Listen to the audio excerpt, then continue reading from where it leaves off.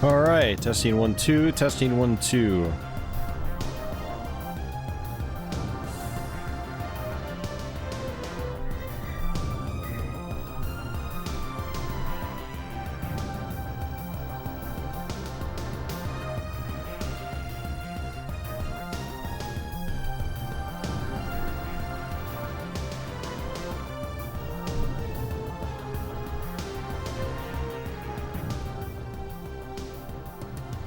Testing, testing.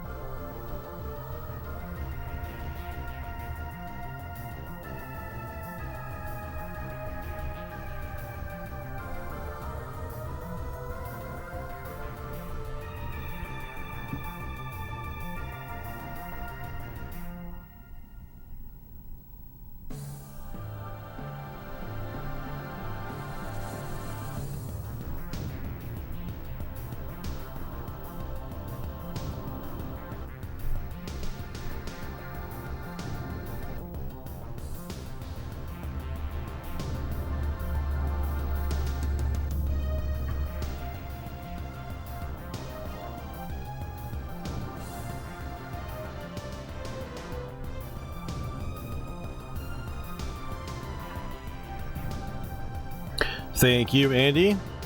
I can see you.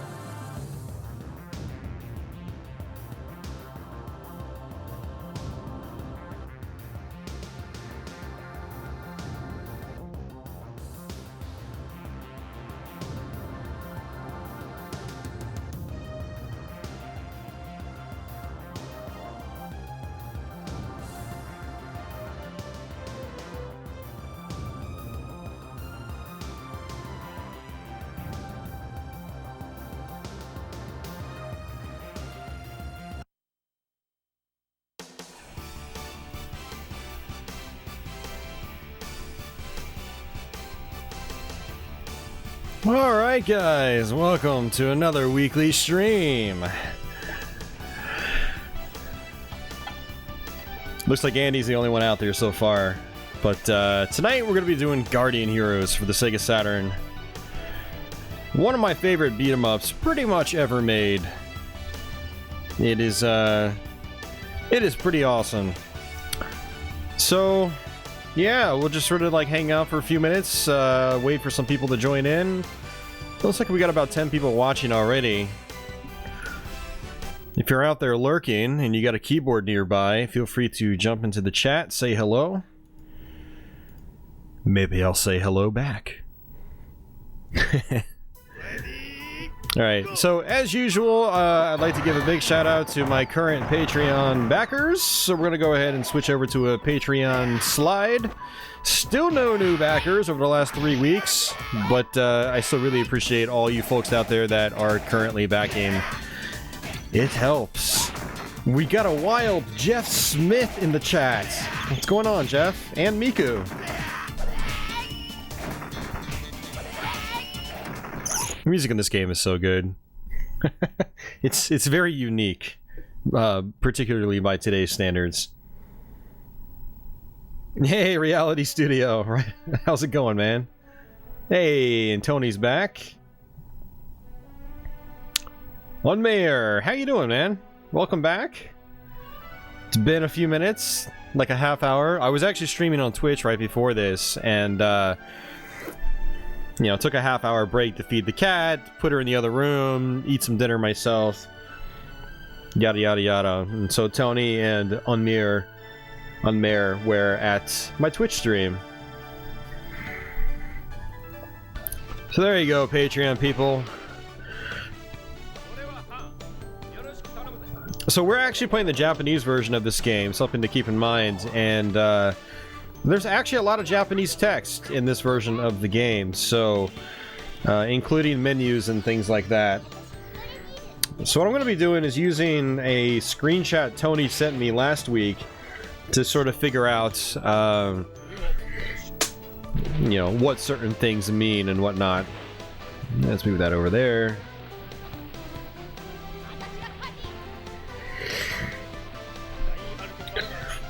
Andy, Ronnie got a job at the United States Postal Service in one of their sort facilities, so he works overnight now.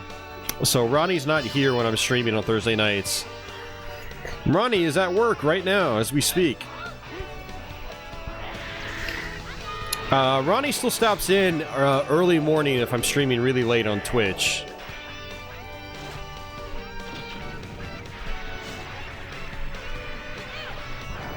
Yeah, so this also has some Japanese voices, like on the intro. I don't think there are any voices on the intro in the North American version. Don't quote me on that. It's been a long time since I played the United States version of the game. It's ridiculously expensive now. And if you don't want to just make a burned copy and use like a pseudo Saturn to play it on a Saturn, the Japanese version is the really only affordable option. It's less than $50 to obtain a complete copy of this game, and as long as you don't mind lacking the story and whatnot, as you know, if you're the kind of person that's just all about the gameplay, this is a good alternative. Another great alternative, and it's really how I should be playing, but I just really want to play this on the Saturn, is the Xbox 360 port of the game. It's HD. You can play it with like you know, smoother visuals, but you can also revert it back to the old pixelated Saturn style. I think there's no slowdown, which is really nice, and everything just looks awesome. So that's the ideal way to play the game these days. But because I sort of grew up with this game, this was one of my friends got this game back in the day before I got my Saturn. We played the hell out of it, and then when I got my Saturn, I bought my own copy and continued to play the hell out of it because it was so much fun. So I like playing it on the original Saturn because that's kind of how I'm used to it. But the 360 version is only like, I think like 10 or 15 bucks, and it's amazing. So if you got an Xbox 360 laying around, go get that. It might even be one of those games that's backwards compatible on Xbox One, and if it's not, it probably will be in the future because both Radiant Silvergun and Ikaruga by Treasure were made compatible, so Guardian Heroes has got to be right around the corner if it's not already compatible. So yeah, you don't have to have a Sega Saturn to play this game, and the 360 alternative is fantastic. But today we're playing on an actual Sega Saturn.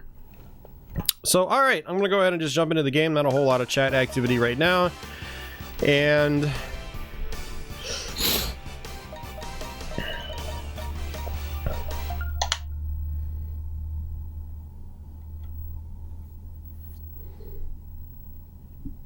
alright, so my first playthrough, we're going to play as Genjiro is his name, and unfortunately all the names are in Japanese as well.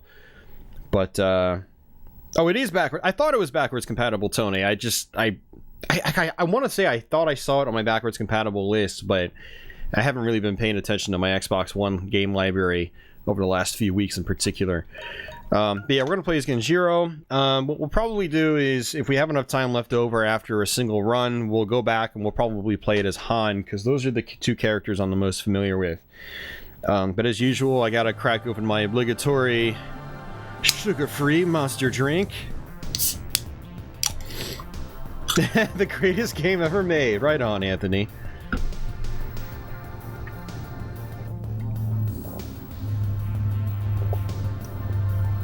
Tell us about the best sandwich you ever had, Austin. Tell us a tale about the best sandwich you ever had. I don't know. I've had a lot of mediocre sandwiches, man, so I don't know if I can really do that, Jeff. There was a place called Subway. There was bread and meat and cheese, and I had them put it all together and then put it in the oven. It came out of the oven. I paid for my sandwich. I bit into it, and it was not that amazing, actually. But I still loved it.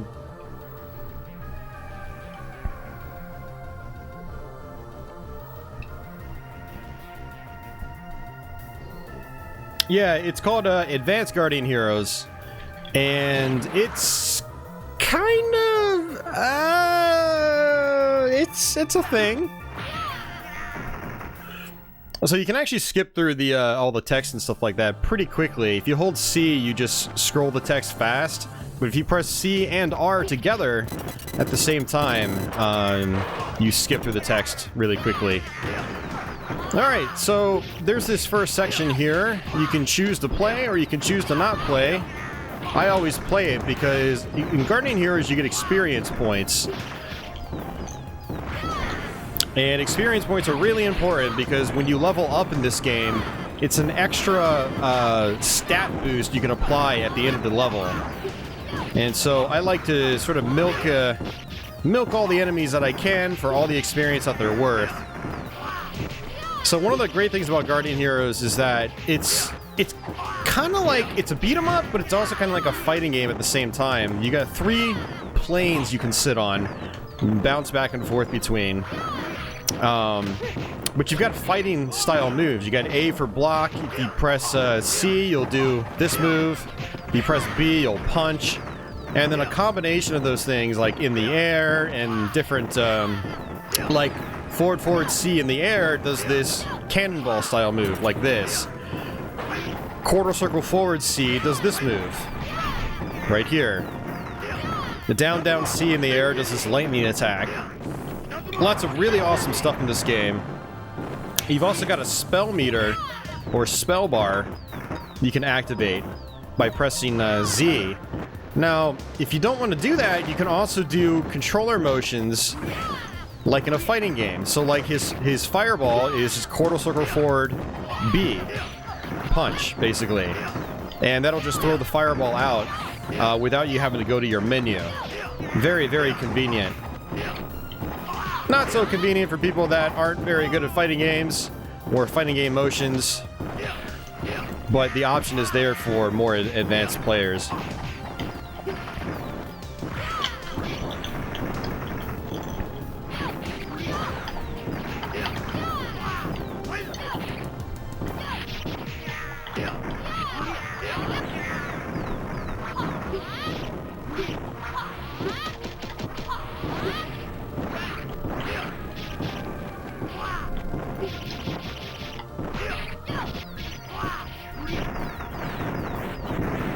So there we go, I just threw 2 fireballs with a command. Alright, let's go ahead and exit. Now, it does actually force you to exit eventually, but I try to stay there as long as I can. Oh my god, Jeff. Oh, you're killing me here, man. Thanks for the super chat, dude.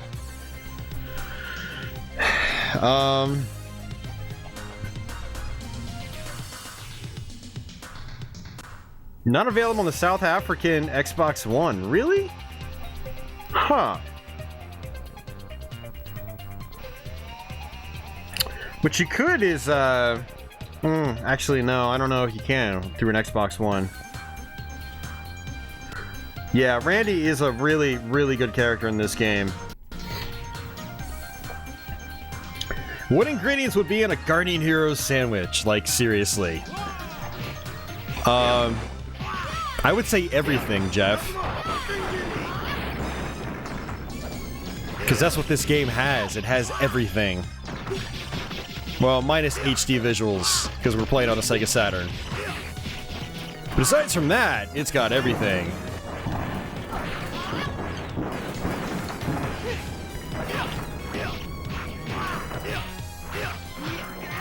Oh, I messed up too. I forgot to enable the experience overlay. So this is an option you have to set in the options menu. But you can actually display the amount of experience points you're getting and how much you have left until your next level up. So, unfortunately, I have no idea how close I am to getting my next level up. Usually it's pretty quickly, though. You level up like crazy in this game. And I'm going to start playing a little bit better, too. I actually have to turn it down a little bit as well. You know what? Let's start over. For one, I need to turn it down in my headphones. Oh, that's better. And then two, I want to enable my experience point bar.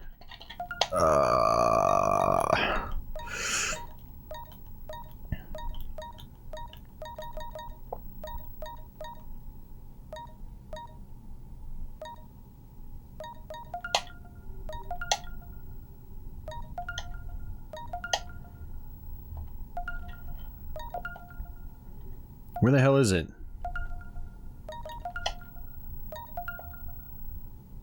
Oh my god, you're killing me.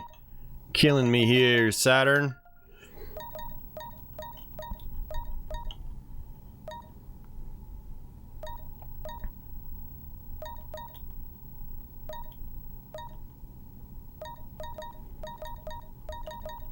Maybe it was just pause display, because I turned that off last time. Maybe that's what makes it appear.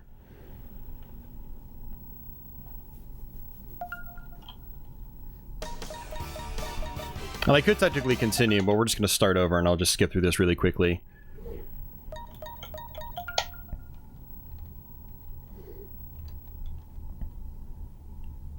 Definitely Pepperoni's is Reality Studio.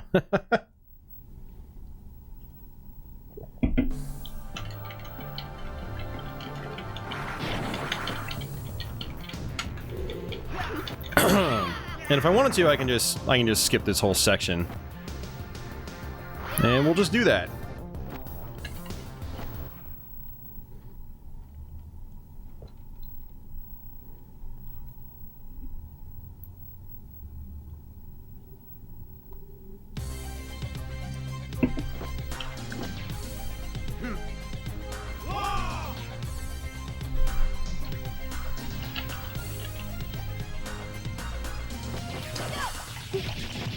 Yeah, still not showing my levels.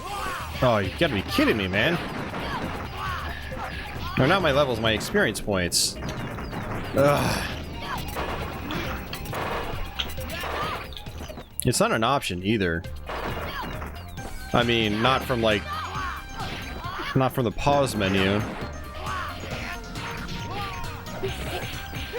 That's a bummer. I wonder if you have to like beat the game or get a certain way through the game first.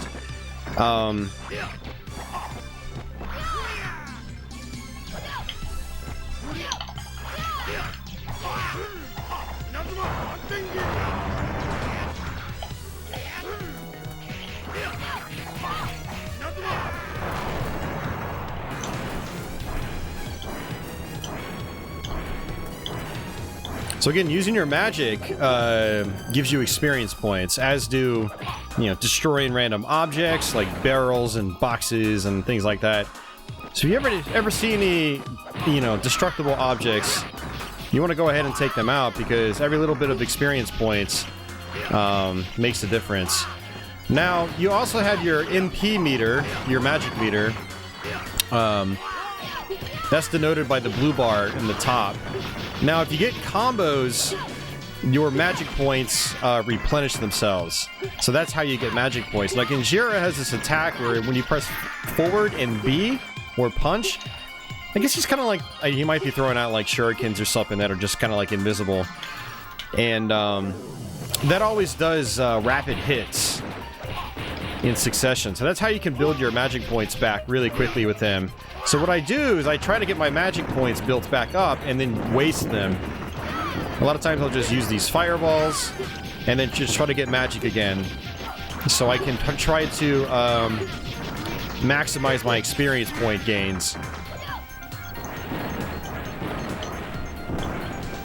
Simply using your spells gives you lots of experience.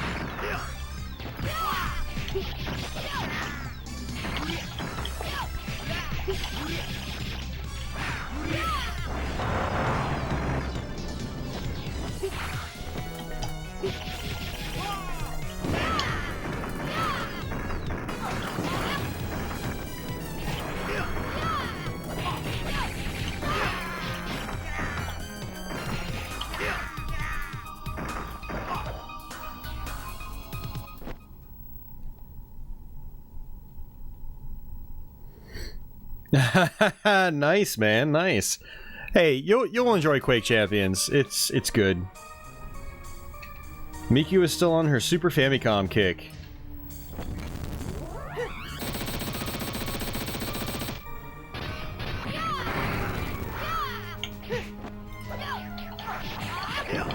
Which Donkey Kong did you get, Miku? It's a Super Donkey Kong? Basically Donkey Kong Country?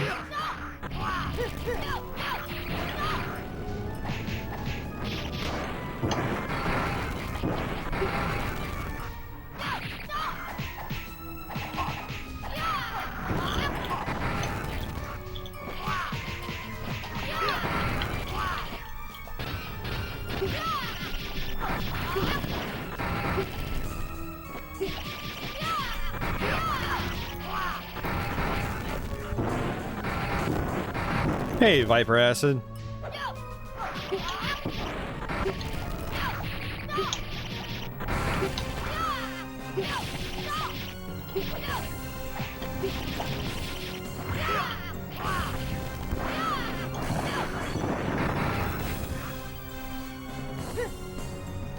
And the Golden Warrior should be in Smash Brothers. I agree.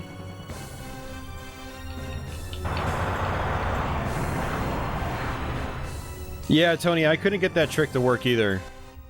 I tried it a couple times on stream last week, and it just, you know, the game wasn't having it.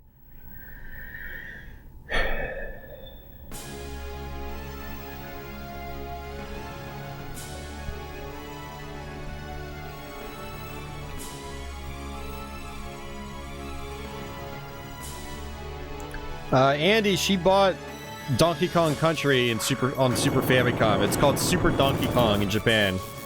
Yeah, she's not talking about the NES Donkey Kongs.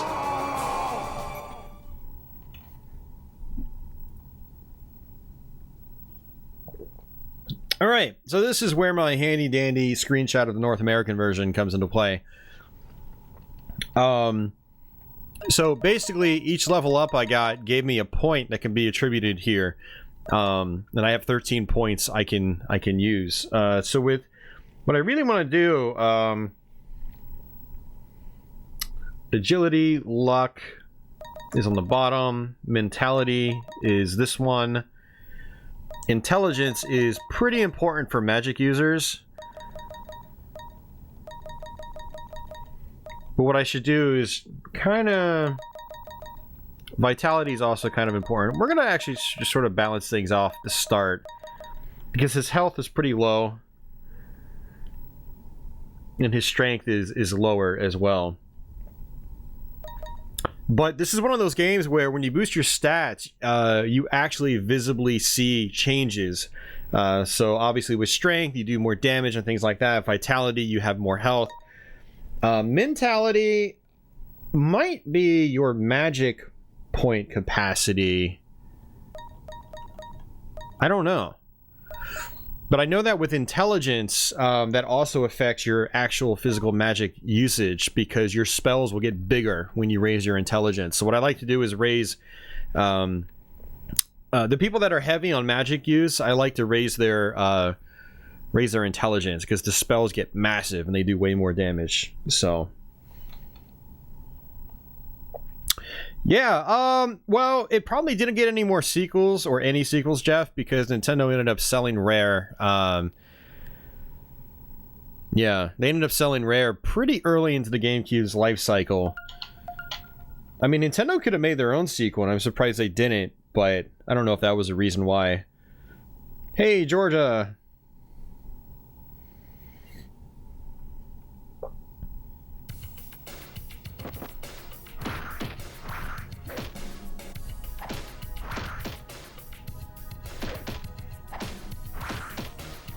Andy, you should play the first Donkey Kong Country at the very least. It's a very, very fair game. Donkey Kong Country Returns, yeah, is super unfair, but it's still a really fun game, though.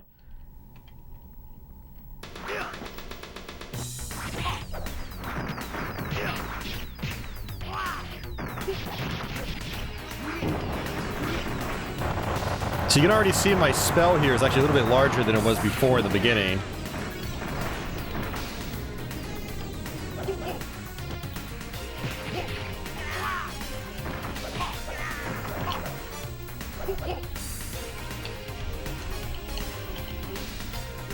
Now, it is actually really nice playing this game in English because it does have a really funny story. It's one of the things I really enjoyed about this game. So, you know, I can play it on my actual Sega Saturn now, thanks to the Japanese version. But, you know, I am missing out on part of what makes this game really enjoyable. And so, again, for those people that can't pick it up on Saturn, I highly recommend checking out the Xbox 360 version of the game. Oh, cool, Anthony. Well, thanks for checking out my channel. And I'm glad you enjoy the content. So we've got the Golden Warrior now, and right now you can't control him. But after this first area, he basically is by your side for the whole game, and he is a powerhouse. He does serious damage, and after this, you're going to be able to control what his properties are, what his actions are. You can have him sit back and not do anything. That way you can maximize your experience gains. You can have him go all out. You can also have him go completely ballistic, where he uses his most powerful attacks over and over and over again.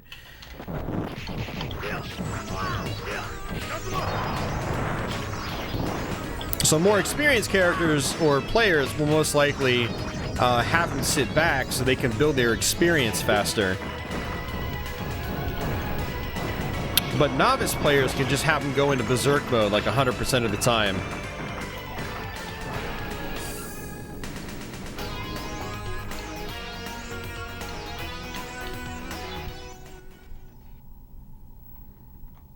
Did they retranslate it for 360? That's interesting. I didn't really notice that. It's been years since I played through the 360 one, so I'll have to give it a try again. All right, so what we're going to do is, one of the other things about Guardian Heroes is that you've got multiple paths, and there's dozens of different paths in this game. It's really crazy. So what we're going to do is just take the top path for this playthrough.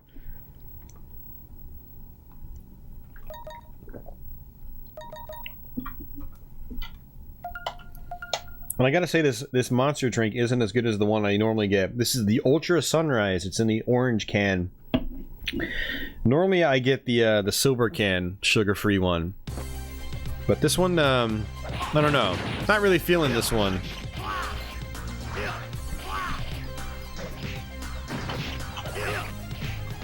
Yeah, so basically right now, we can press X, and we can switch what this guy does. So this is his all-out, completely berserk, sort of insane mode, insanity. It does so much damage, and he can just do this pretty much over and over.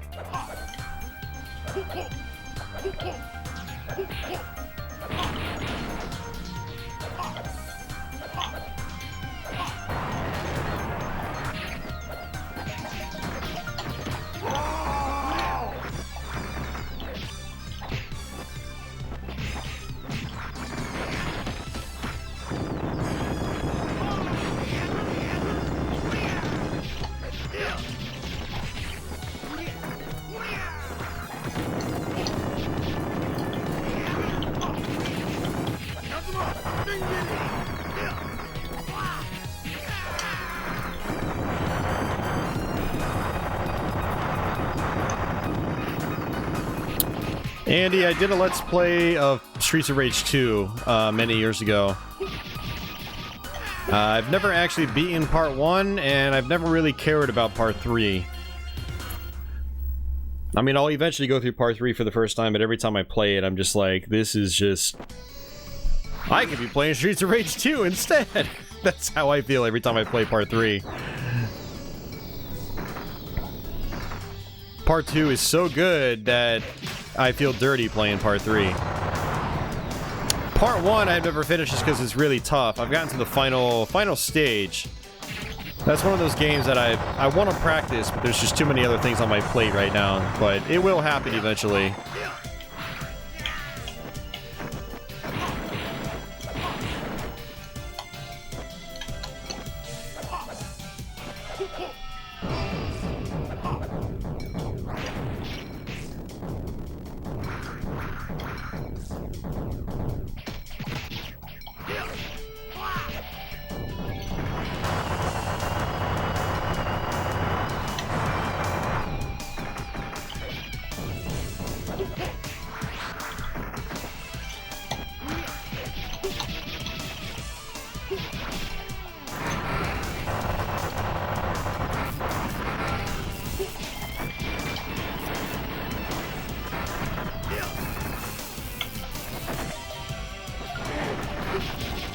So I basically just put him in the defense mode, so he's not going to do anything now. So you can kind of use him as a decoy in that regard. You can have enemies go after him, and then you can attack the enemies as they're wailing on your partner here. This gold warrior, he's invincible. He never dies. So they can just hit him all day long, and they won't do anything to him.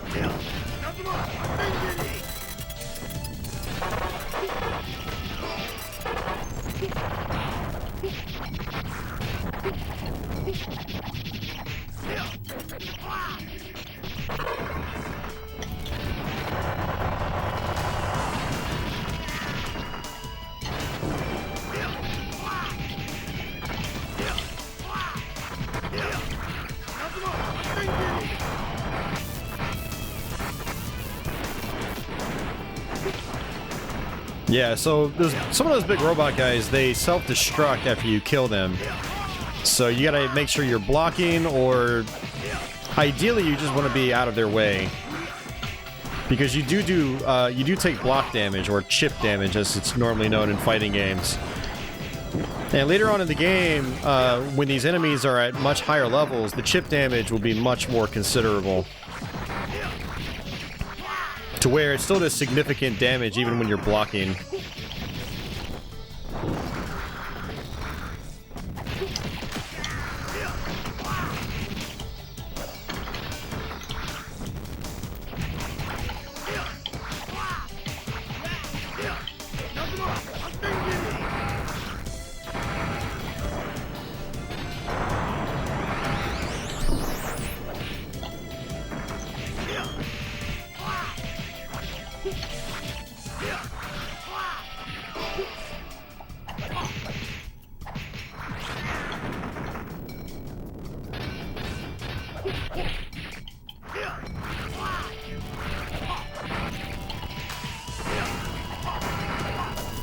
Alright, let's get out of there. Hey, Brandon!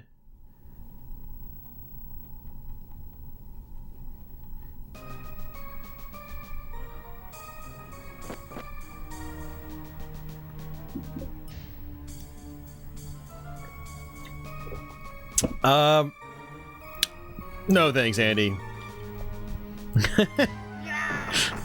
Brandon and I can team up on Guardian Heroes. I already told you, I don't like Streets of Rage 3. Why would I want to team up with it? Or on it? I don't like it. Brandon and I can team up on Final Fight, or Guardian Heroes, or... I don't know. You know, honestly, I don't actually like playing beat 'em ups with people. Wow. He kicked my ass. I actually find beat 'em ups quite boring with a second person. I don't know, it takes away half the fun for me, half the challenge. And when the challenge is lacking, I get bored. Okay, so we're gonna switch this guy over into Berserk mode.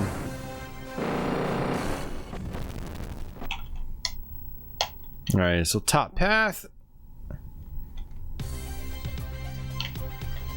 What Brandon needs to do is come over and do a live stream of GoldenEye on the N64 with me, like he said we would. You out there, Brandon? You listening?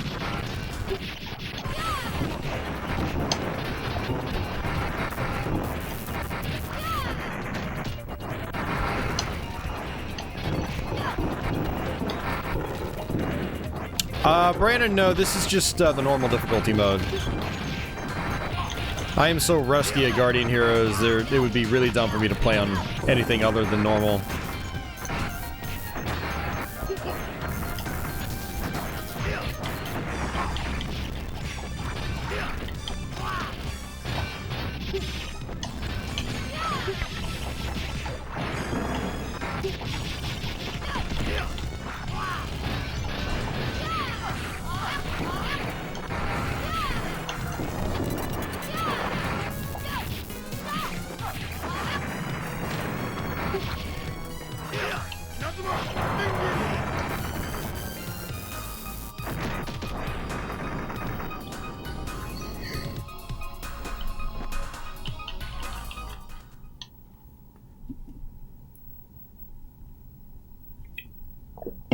Alright, 7 points. We're gonna go ahead and stick with the balanced route and just try to get a whole lot of things built up. Now there's actually these sort of hidden battle arenas you can go to, which really helps you build your experience points faster. And one of them might actually be at the exit of this level. I guess we'll find out.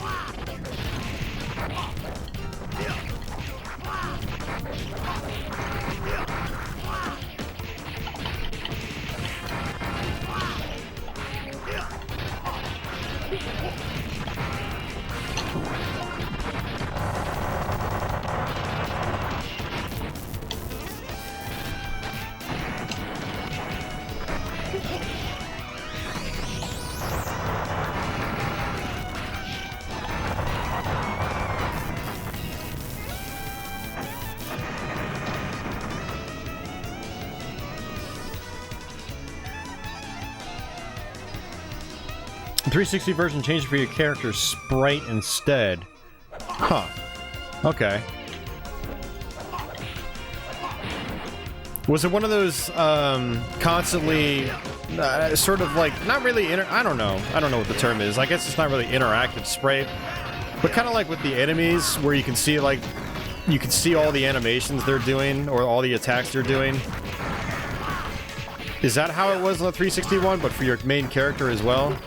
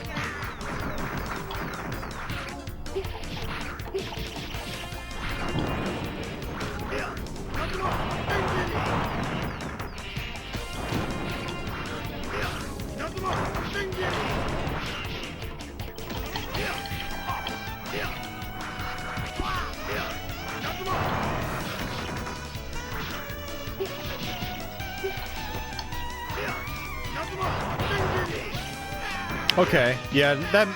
I know exactly what you're talking about, Viper Acid. Okay. I guess there's no option to change it just to a character sprite. Or, sorry, a character portrait.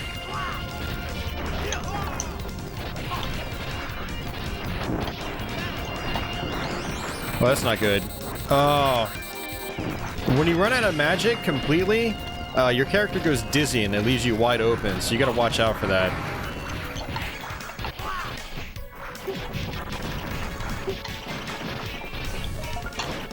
No, I didn't want to do that spell.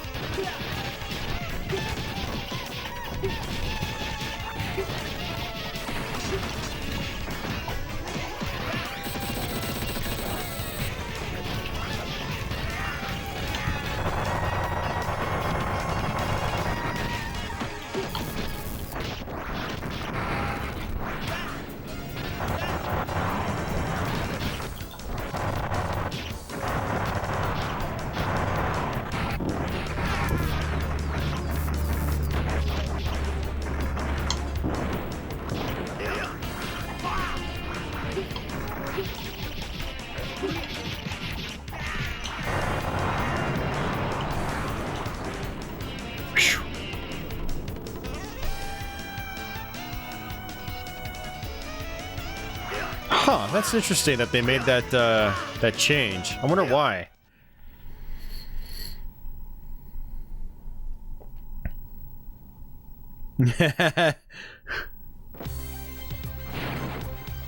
Assault Suit Lanos 2. Yeah, unfortunately, I'm not, I never really got into the Assault Suit Lanos games. And I've tried playing a few. So you guys probably won't ever see a Let's Play of those games on my channel.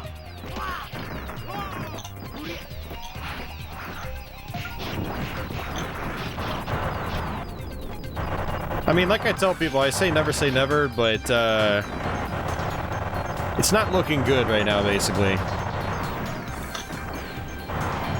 We'll see.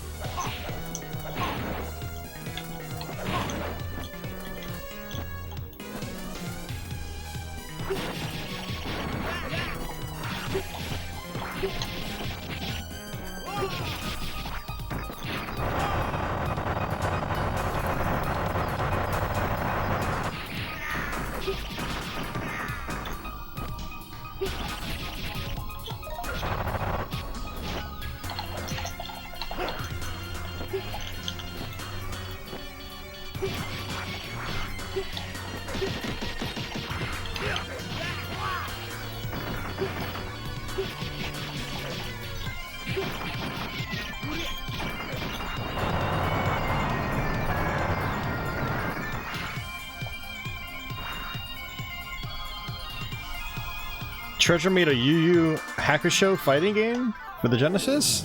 I think I vaguely heard about that, but I never played it. I'm going to try that out. I mean, especially if it shares similar mechanics. Like, I really want to try it out now. I probably have it on my flash card. And then...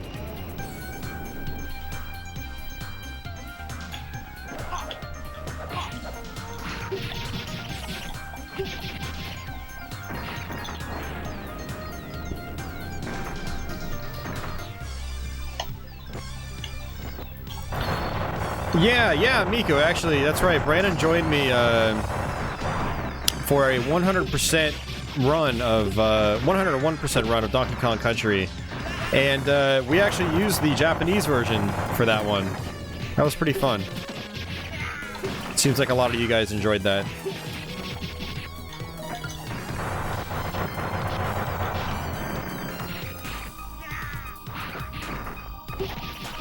Yeah, so I'm basically trying to play relatively safe here, build my magic points, and then just use my magic. Because that's how you build your experience a little bit faster. And it doesn't hurt that Genjiro's spells by this point are pretty good.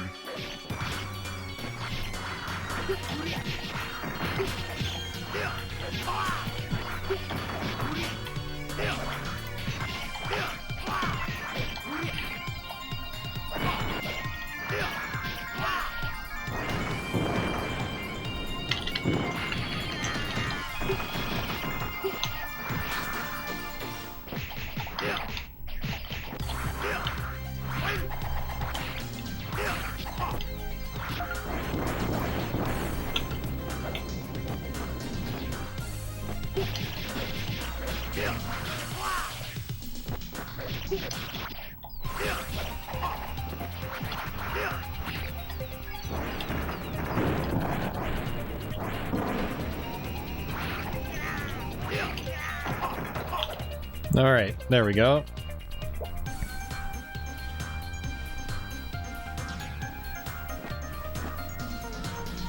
Mad Stalker Full Metal Force was a beat 'em up. Yeah, never heard of that one.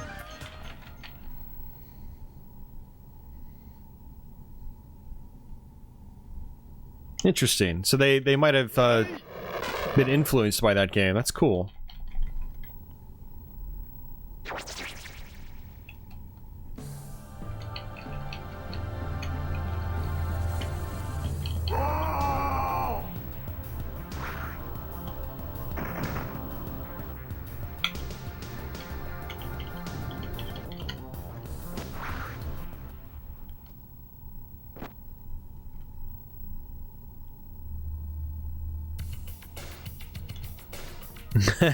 Nice, Miku.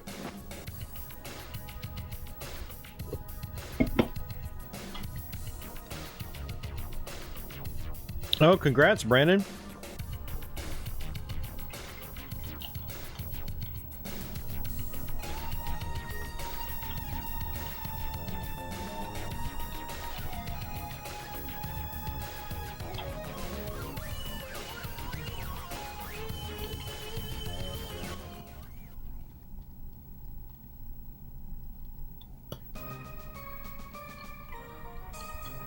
Yeah, Strikers 1945 is an awesome game on PS1. I mean, as you know, Tony, it's actually Strikers 1945 2, but that's the one I prefer.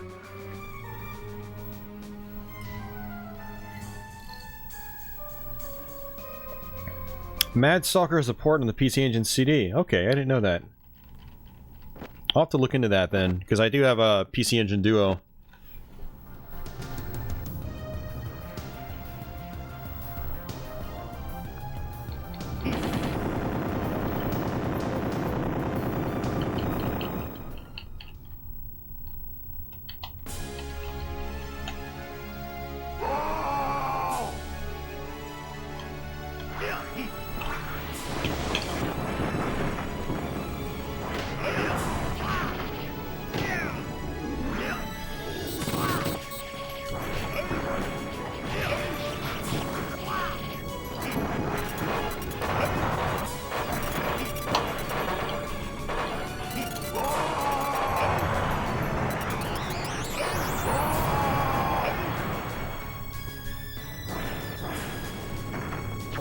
That would have done even more damage if he was close to me.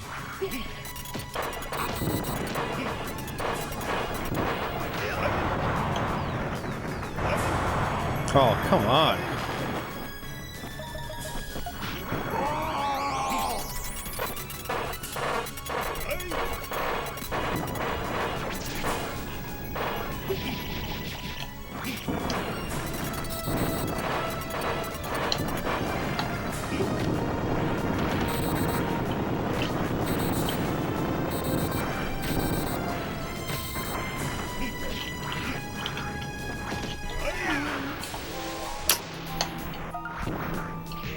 Yeah, so you get 9 continues in this game, and I've already used 2 of them.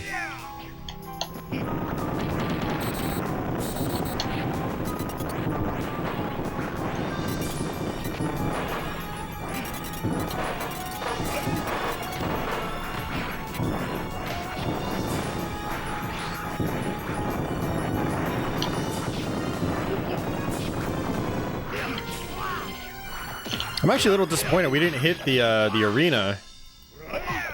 I mean, we must have passed it already without me realizing it.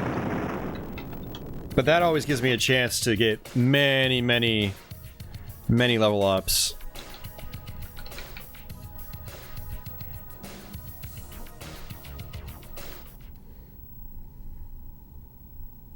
Hey, Larry G.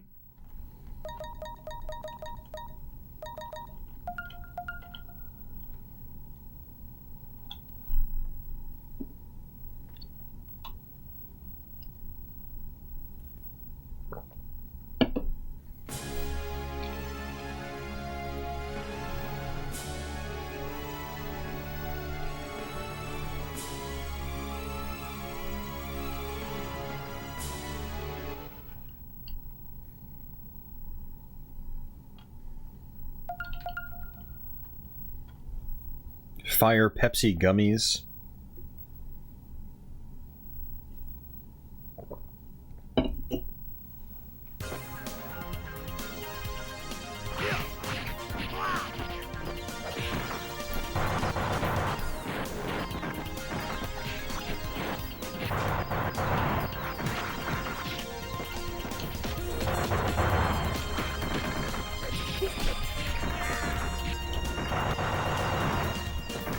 Nice, Larry.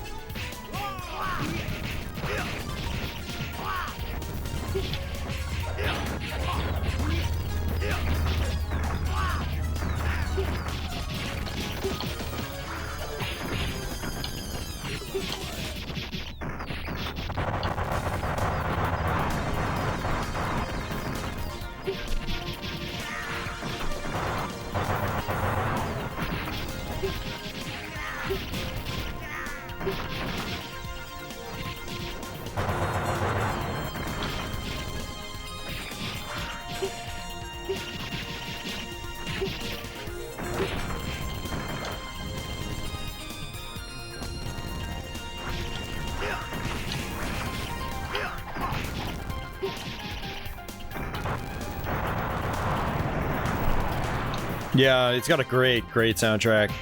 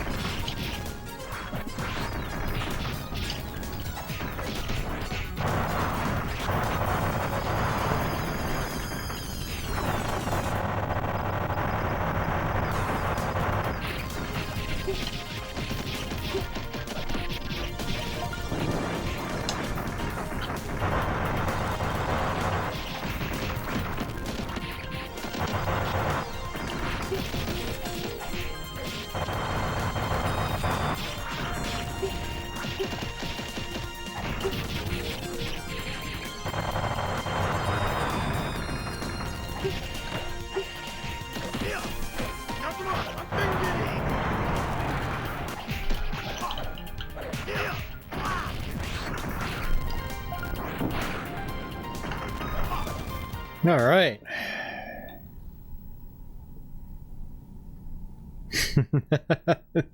This music makes people want to dance. Hey, like I said, it's got a great soundtrack. There's no denying it.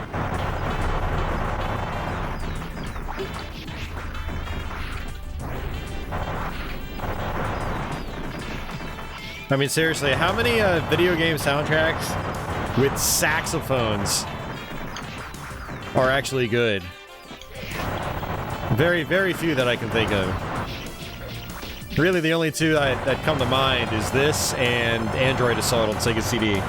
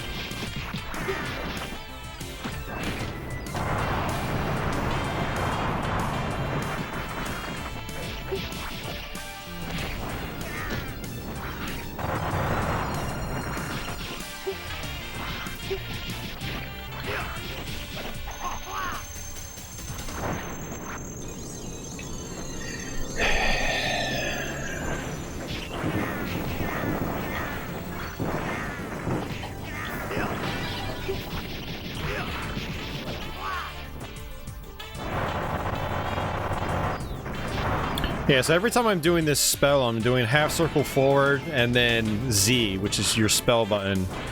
And for this one, I'm doing quarter circle forward and then Z.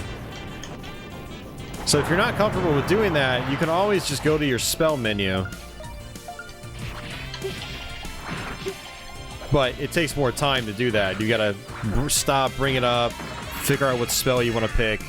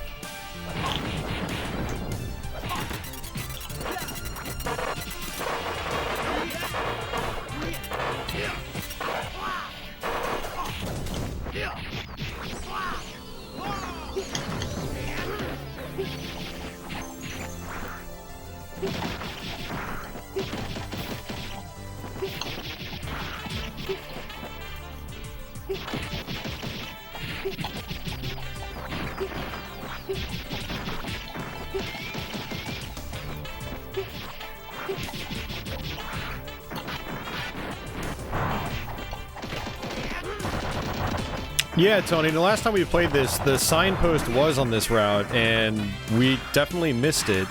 I didn't see it. Unless I just wasn't paying attention, which is entirely possible.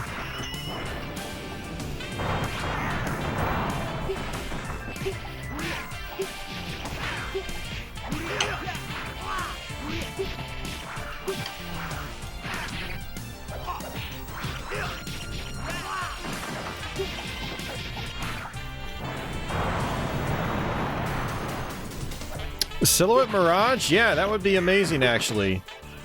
I just need to obtain a copy of it. That's the only issue. Yeah, that's a great game. We're gonna take you for a ride! Doesn't that have saxophone in it, too?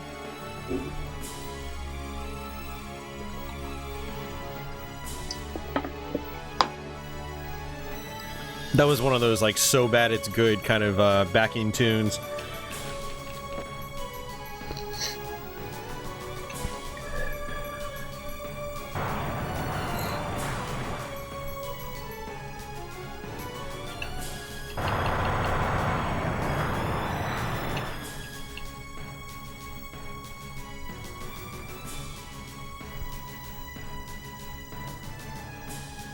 Yeah, that would be awesome if they remastered Silhouette Mirage.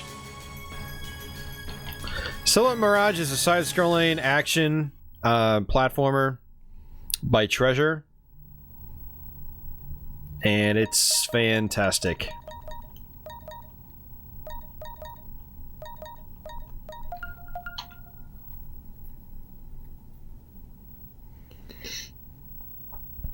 You might be right, Georgia. Not saxophone, it's more trumpet. Yeah, so on Saturn it was Japan only, but Working Designs brought the PS1 version over to North America.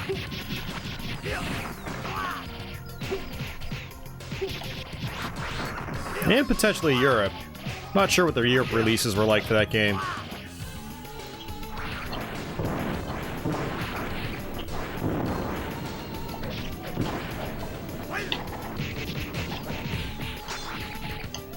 We're actually getting close to the end of the game. It's not a short game.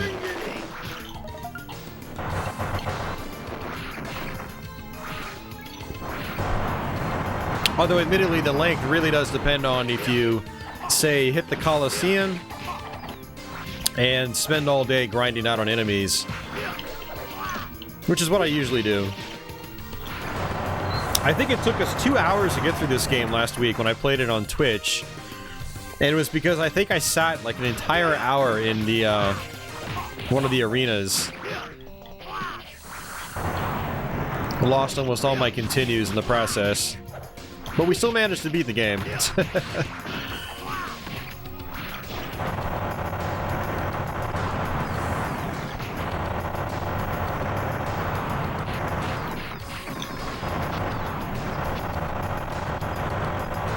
Yeah, that's a good comparison.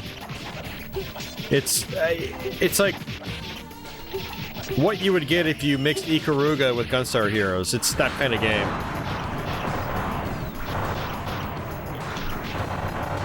That's what Silhouette Mirage is like.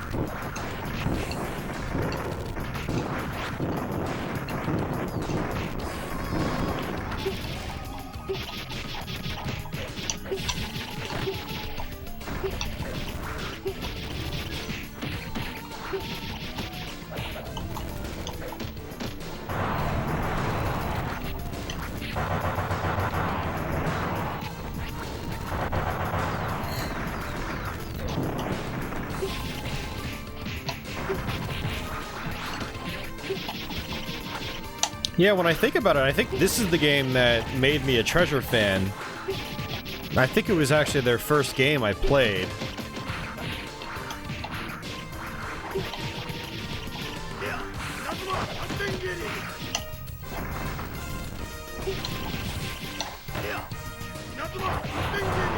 Yeah, because I didn't get Gunstar Heroes for a couple of years. Not until a couple of years after this. And then Radiant Silvergun was a couple of years after this, 2 years specifically. And then I got Silhouette Mirage eventually. My brother got Mischief Makers.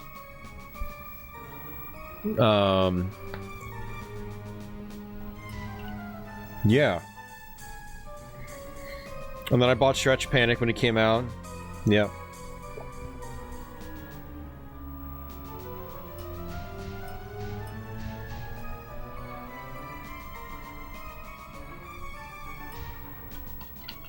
Dynamite Heady eventually as well. Yeah, this is actually the final boss. Pretty sure.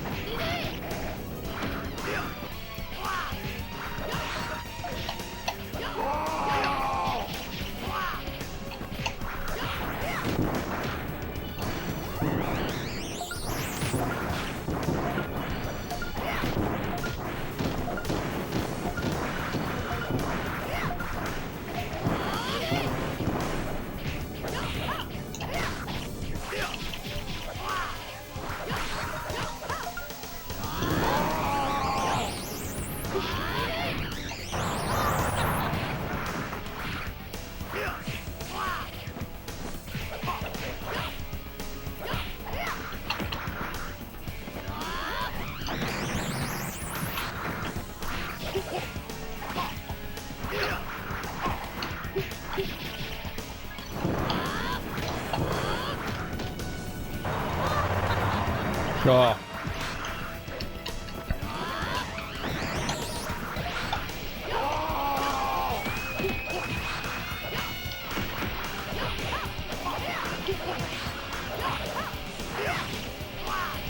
Maybe my brother didn't get Mischief Makers. Maybe I just borrowed it from someone. But I definitely played it back in the day.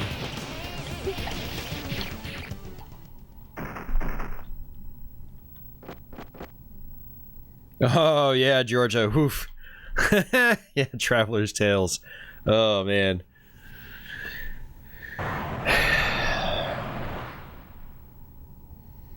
Yeah, I love Stretch Panic. I want to do a Let's Play on that soon.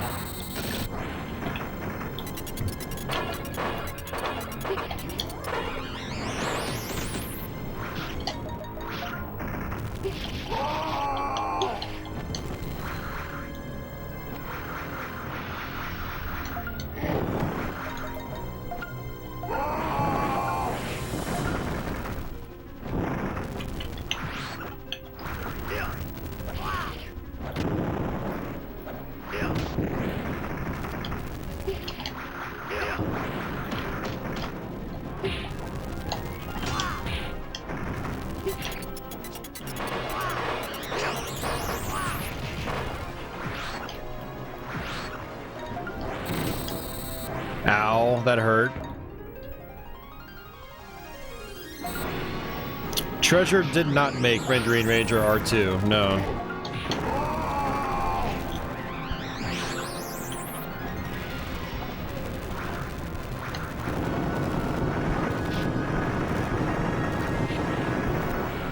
Wow, fireballs barely do anything to this guy.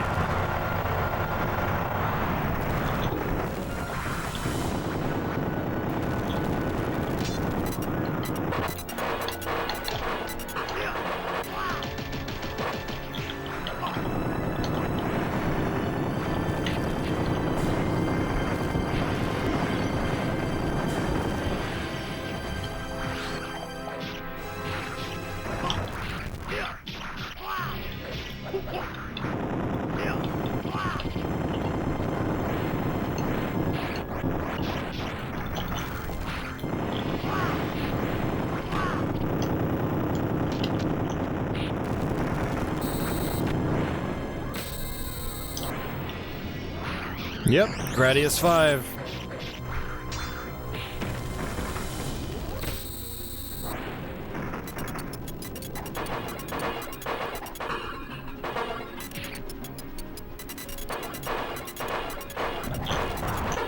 Oh, what?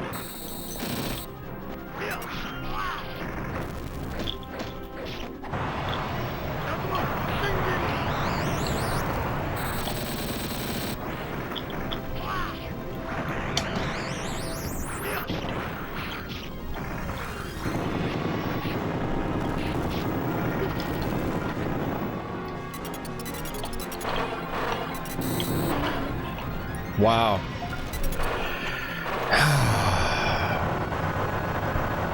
Having to credit feed like crazy.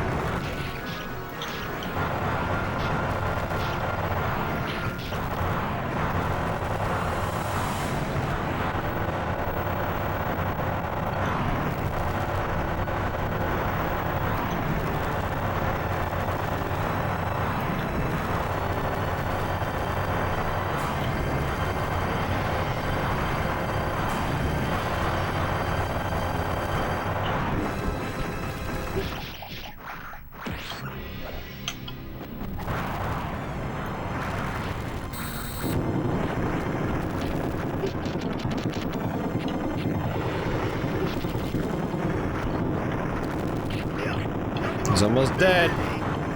Bam, we got it.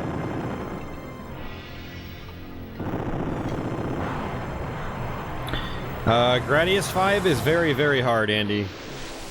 Very, very difficult game. You are not mistaken. I've never actually finished Gradius 5. That's on my to-do list as well.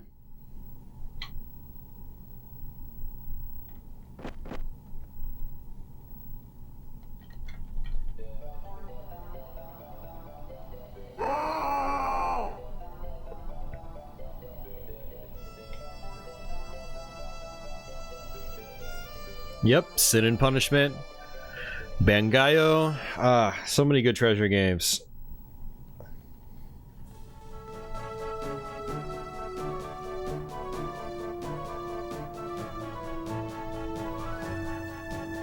Oh wow, her healing magic.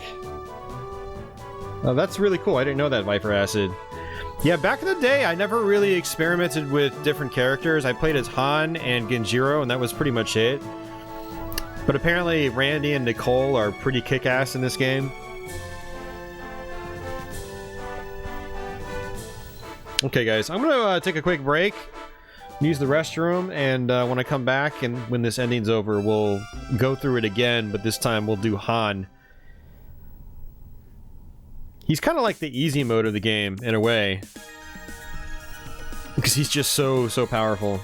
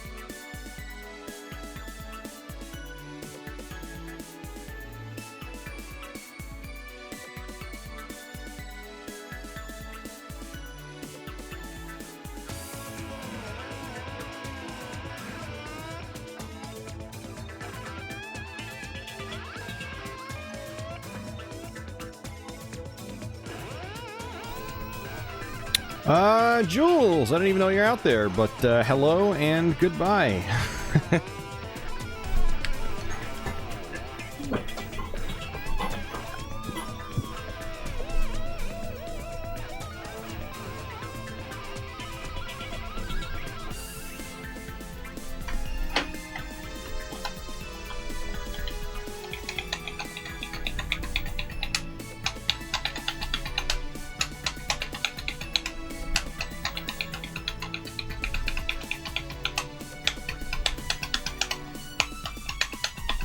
No credit sequence on the 360 one, huh?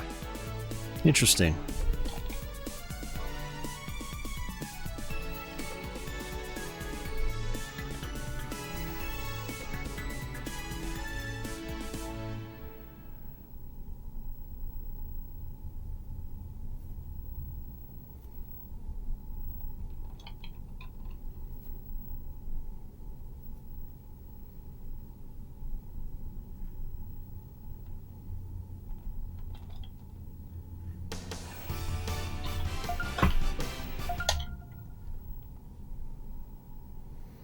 Yeah, I heard Astro Boy is actually really good, but I still have yet to play it.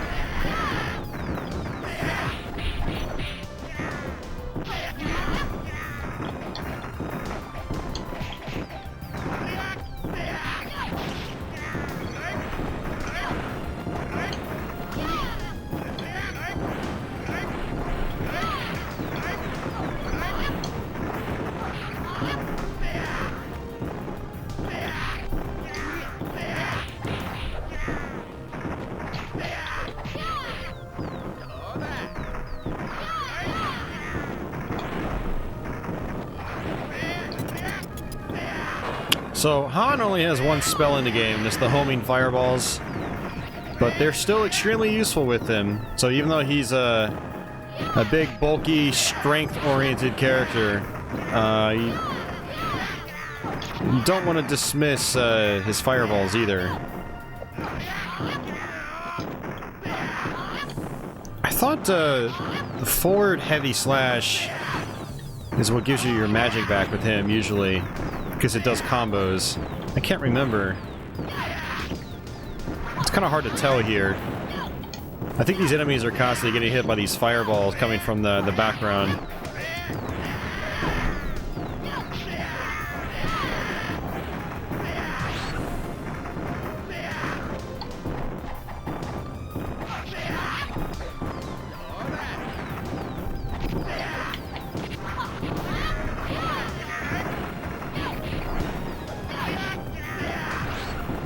Alright, let's get out of here.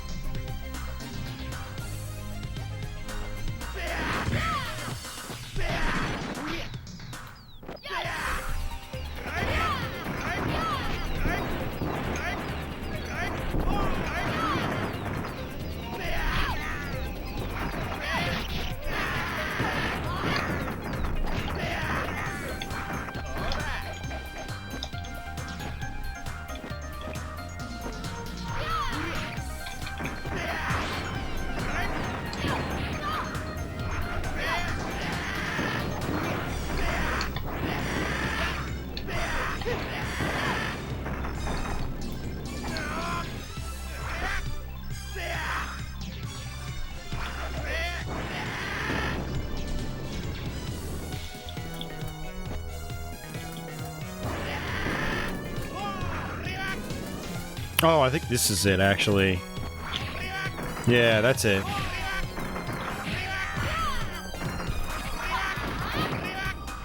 What are you guys doing? They're running away from me.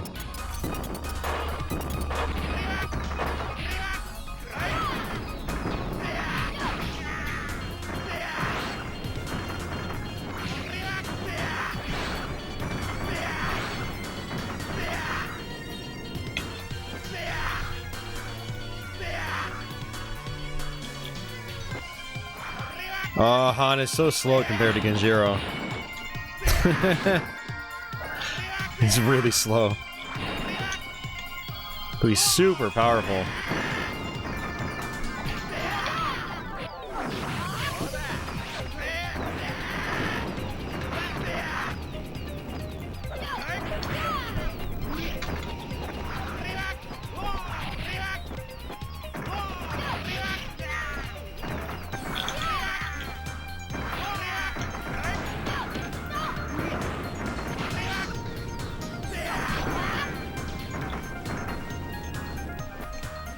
Hey, see you, Brandon.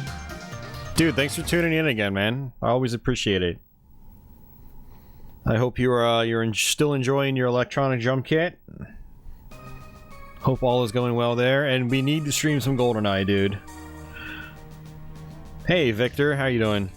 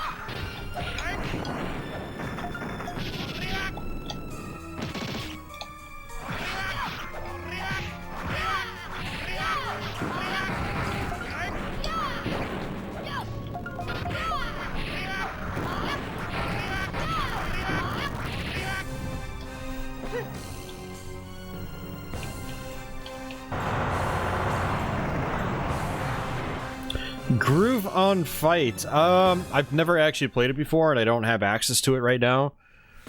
I mean, I'm pretty much open to streaming just about anything I'm familiar with.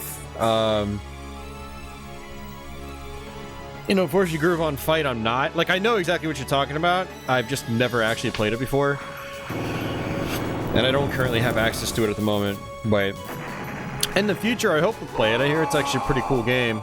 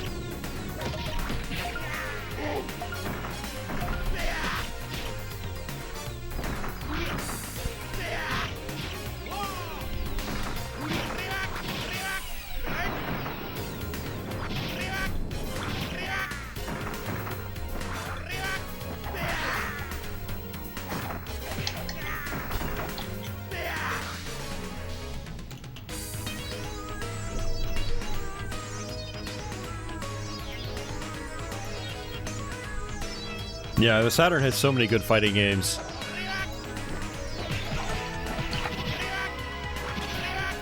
I mean, I'd argue the Saturn is probably one of the best fighting game platforms ever. Just like it's one of the best shmup platforms ever.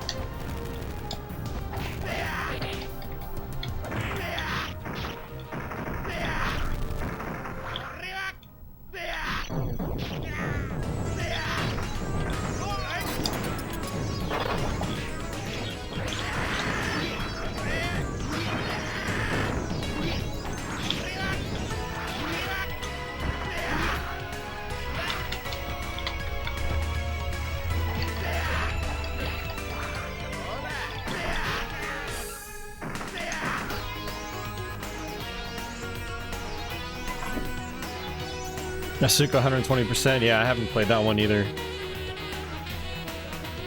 Yeah, no, I totally agree. I'm using a Saturn Pad version 2 right now, actually. It's my preferred old school controller.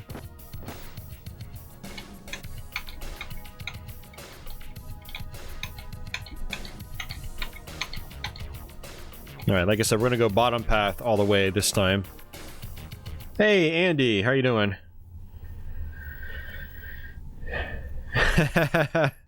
The Saturn is a pretty fantastic system. I mean, especially if you're going for, you know, trying to experience the Japanese library.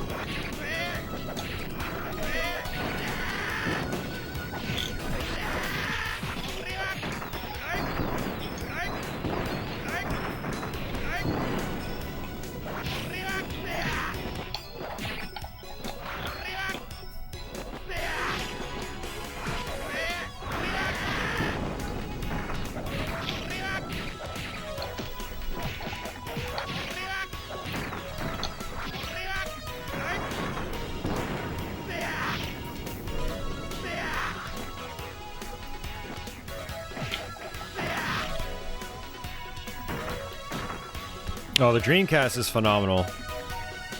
I love that system so much.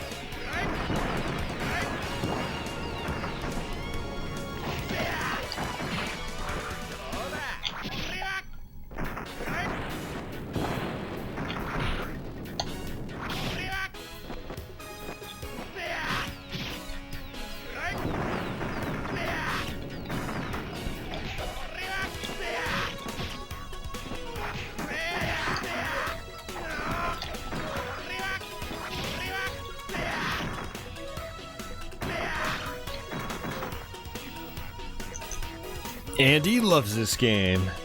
Very nice, man.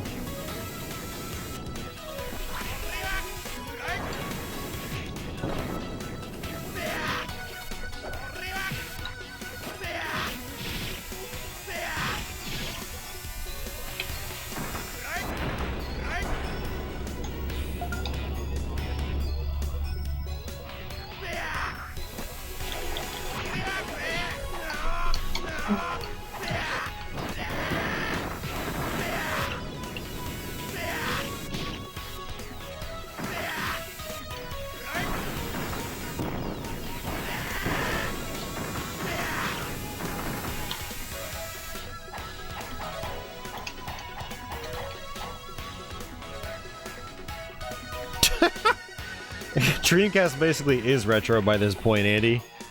And you need to buy another Dreamcast, dude, because the Dreamcast is the last great... I should say the Dreamcast is the last system that really captured that old school kind of gaming, where arcade style games were the norm on the Dreamcast.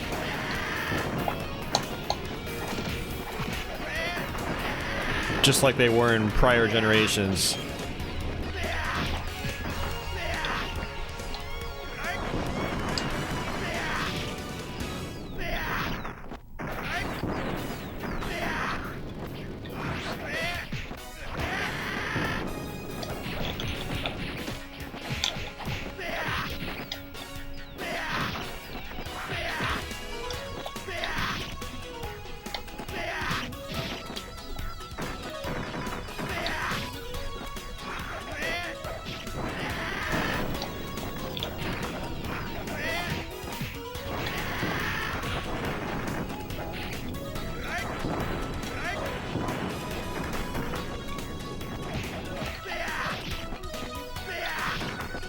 Well, the good thing, Viper Acid, is it's never too late to buy a Dreamcast, because they're still cheap.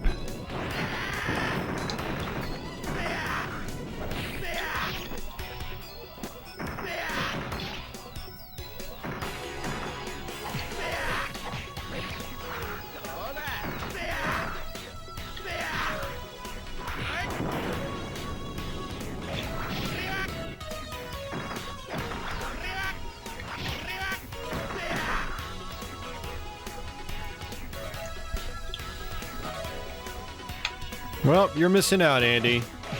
Your loss, not ours.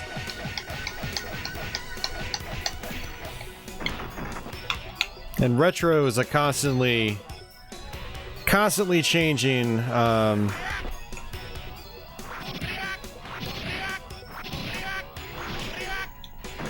constantly changing thing. As stuff gets older, stuff becomes retro.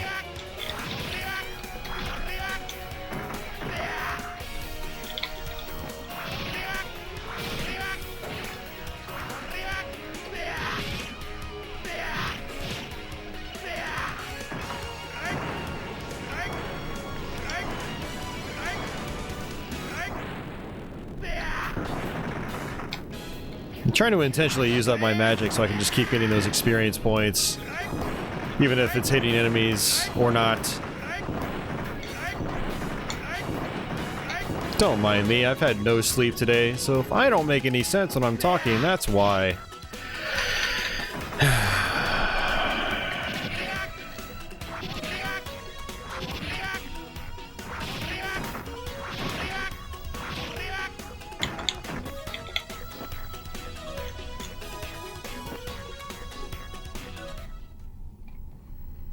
Yeah, you gotta remember, Dreamcast was 98 in Japan.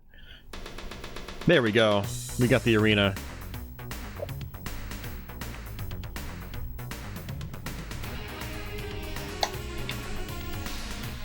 So this is the battle arena I was talking about. Enemies are usually pretty high level here, so you can get wrecked at this place. And you don't have the benefit of your Golden Warrior.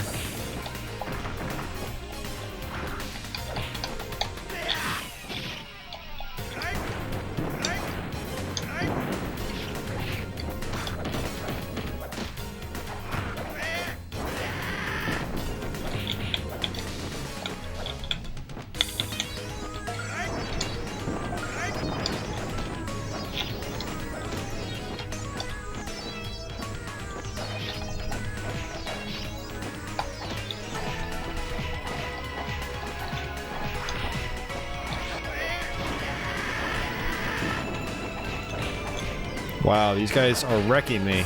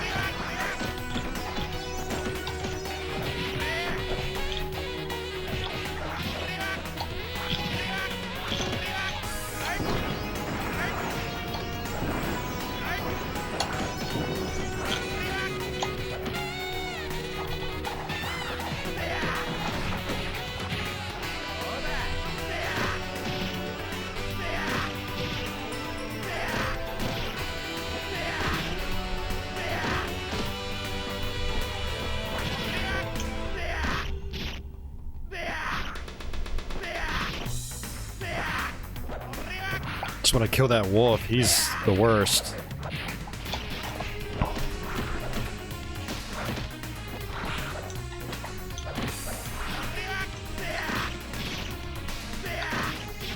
There he is.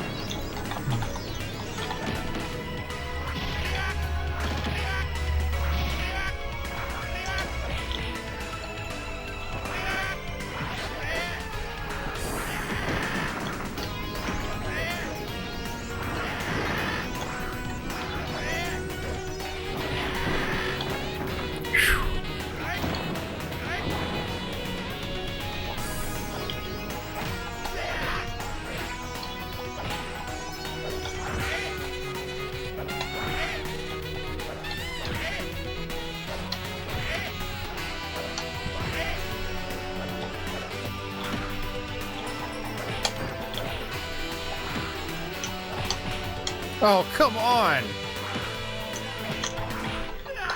Holy crap, man.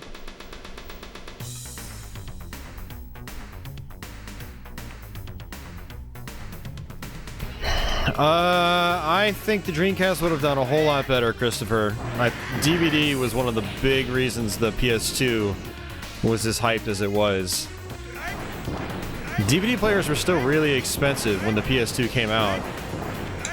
I mean, we're talking a couple $100, and then you've got a $300 video game system, which, at the time, Sony was falsely hyping it up to be like a supercomputer, basically, which it wasn't.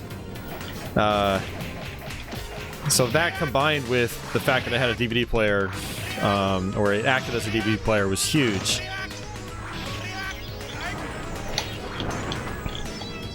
And I know in Japan, that was a huge reason for it selling so much initially.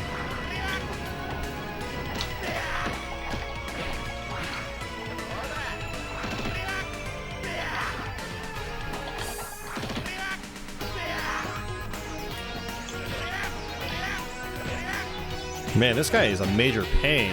He just blocks everything. You pretty much have to bait him. Oh, geez, Anthony. Thank you for that super chat donation, man.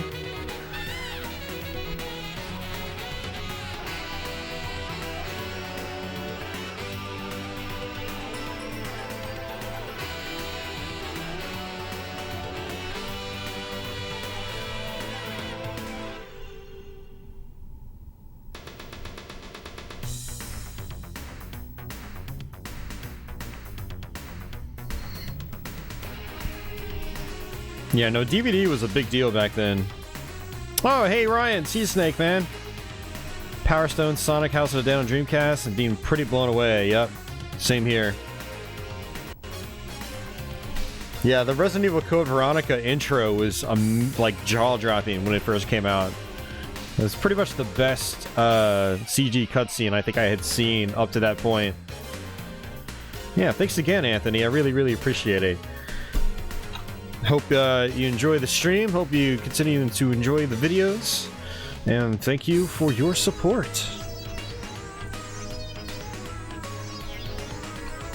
Alright, so we're going to keep doing this. We've got a bunch of continues. So I want to try to get as many levels as I can.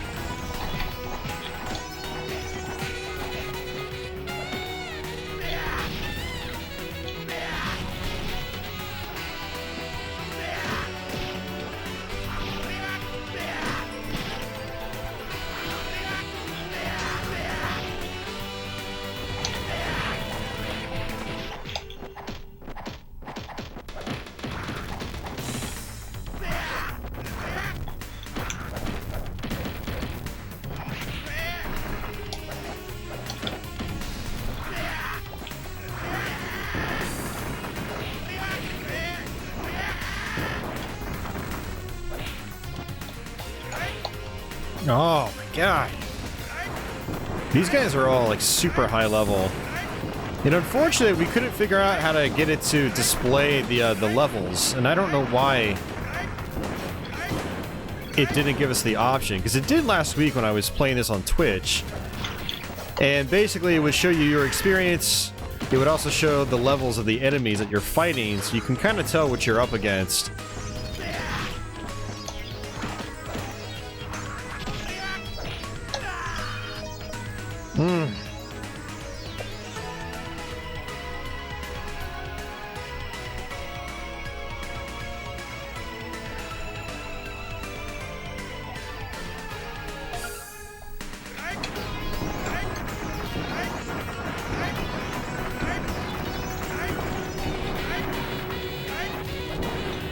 Yeah, I'd say this is the harder of the two arenas that I know about.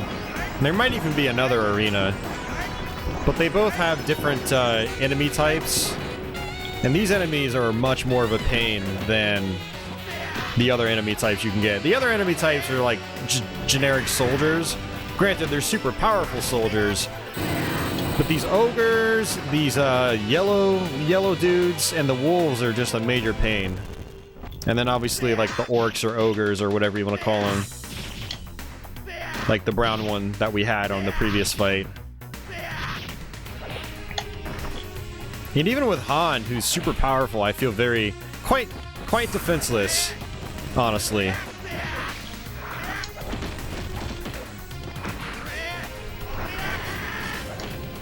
Like every attack I'm doing is pretty weak. Even with beefing up my strength considerably.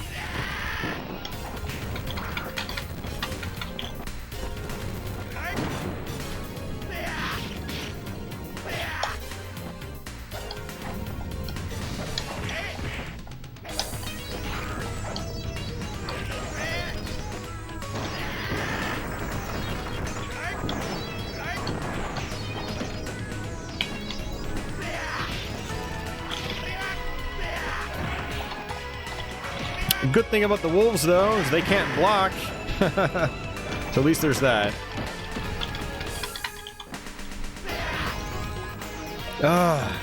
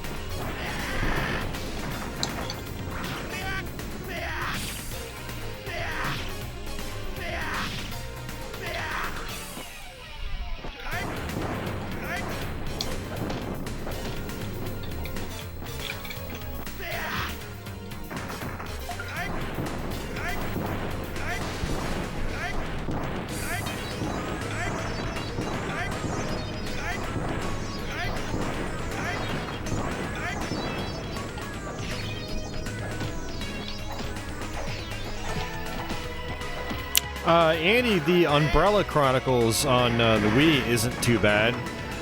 But yeah, supposedly Survivor on PS1 is pretty awful.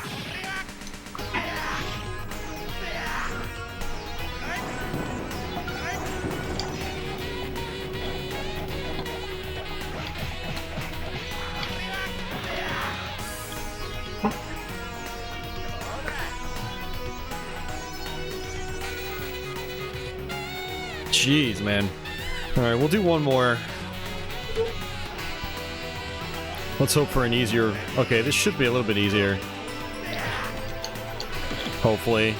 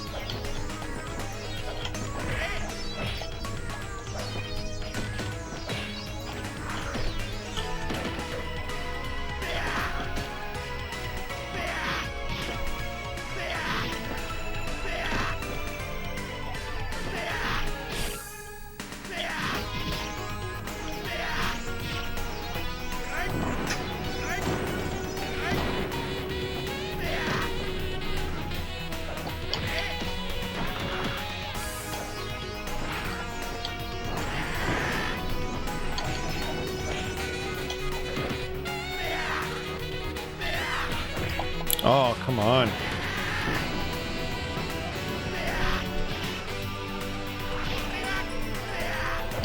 Alright, the yellow dude's almost dead.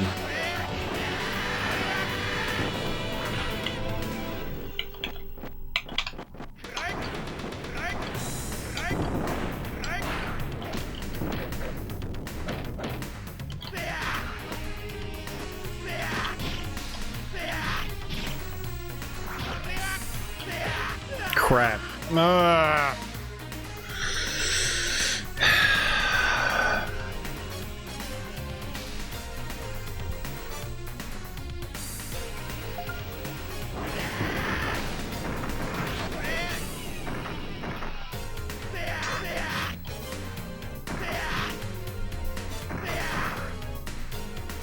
So for those of you guys out there watching that might be confused, you can play this arena as long as you have the credits.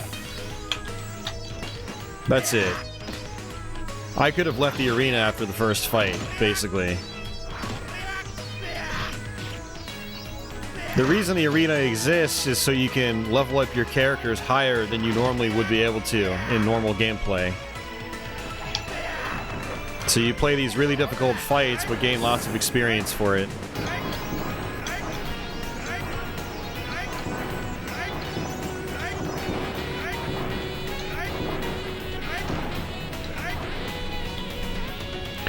To be fair, Andy, if you're going to play those games, you should probably just play them on PC. I mean, the Dreamcast versions are sub 30 frames a second. I mean, yeah, keyboard and mouse is the ideal way to play them, obviously, but playing them is a novelty at best.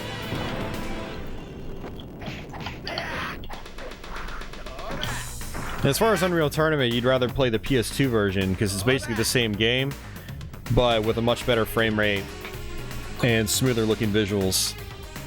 And you can plug an old USB, you can plug old USB keyboard and mice up to the PS2 and it will recognize, Unreal Tournament will recognize them. One more. See, the arena is kind of addictive, kind of addicting.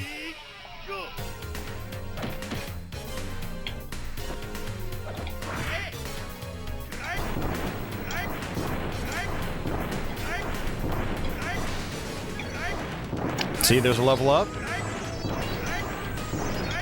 Remember, every level up is an extra stat point we can apply, which will help us for the rest of the game.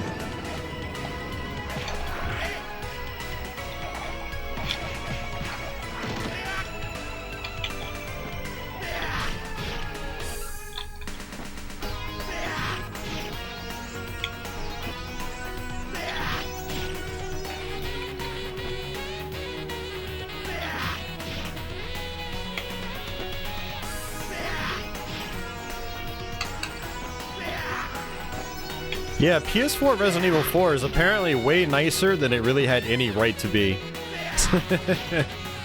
I haven't played it myself, because I played the GameCube one. But I know they added in extra features in the PS4 version. Sorry, not PS4. Sorry, I'm saying PS2. The PS2 version of Resident Evil 4. But yeah, the HD remake I hear is pretty nice. I haven't played that one yet either. Either on PS4 or Xbox One.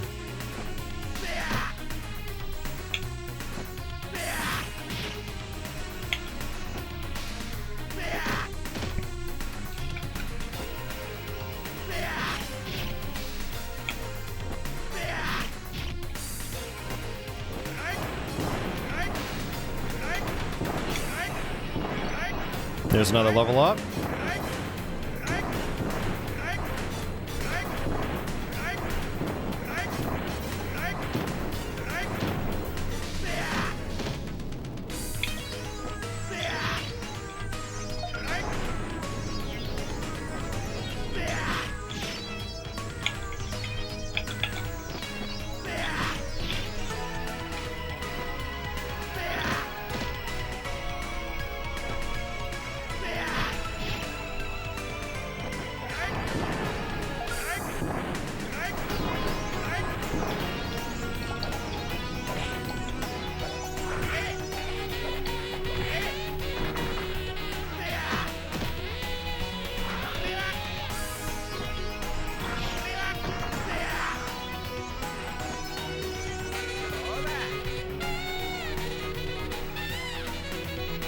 Alright, we didn't have to continue that time, so I want to do it again.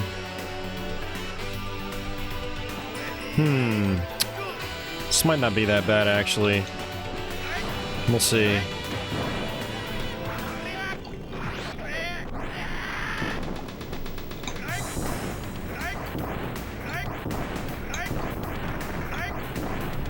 There's another level up.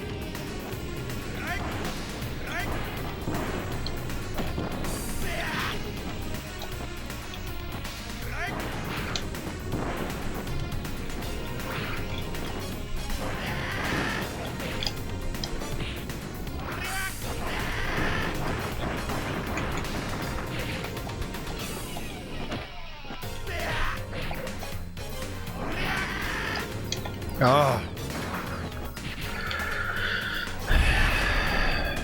Holy crap.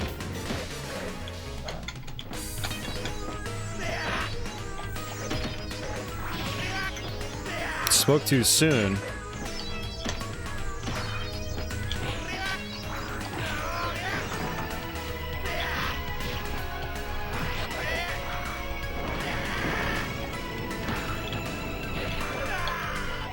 Huh.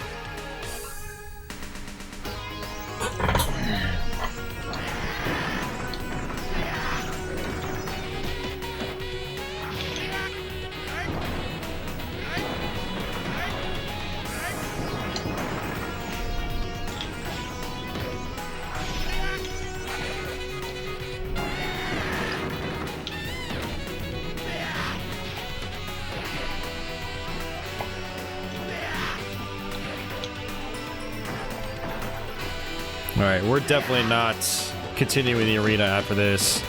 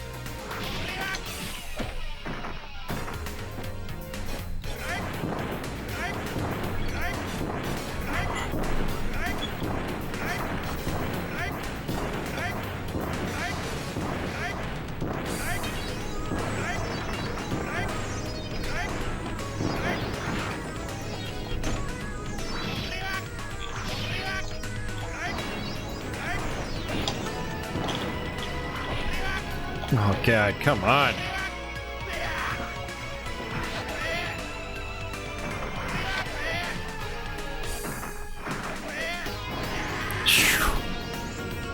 Ridiculous. Nope, we are done. We are super done.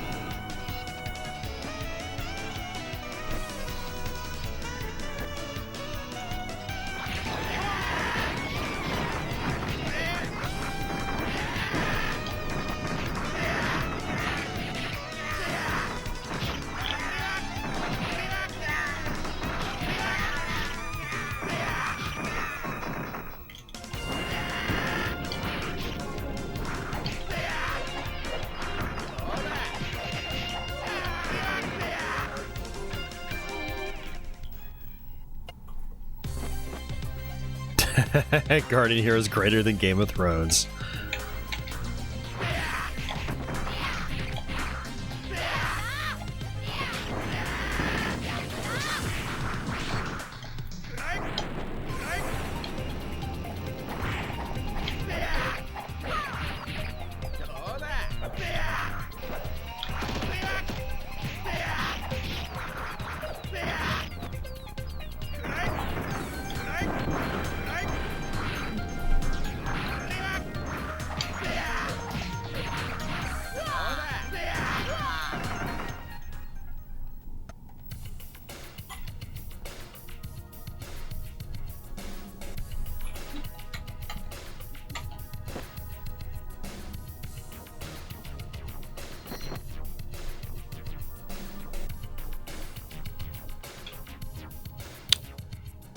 And even more so, Victor, 4 is worth checking out, even if you're not a fan of the series. That's how good Resident Evil 4 is. I am not a survival horror fan at all, but Resident Evil 4 was amazing. I played the living hell out of that game.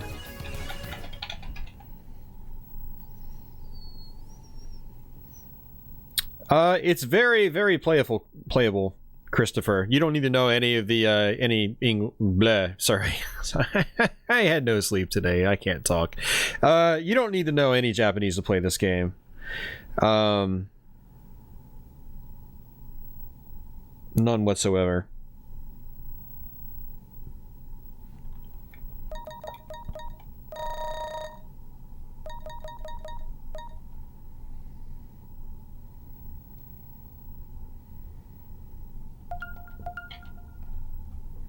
But what I'd recommend is if you have an Xbox 360 or an Xbox One, buy it on that, because it's still a lot cheaper and it's probably the best way to play the game.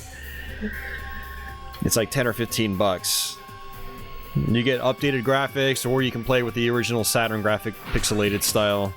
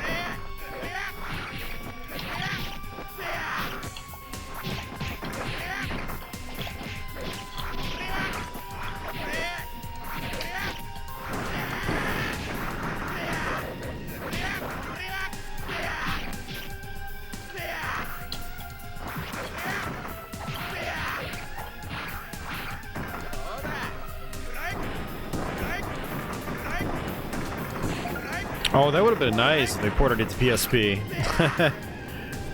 I would have bought it.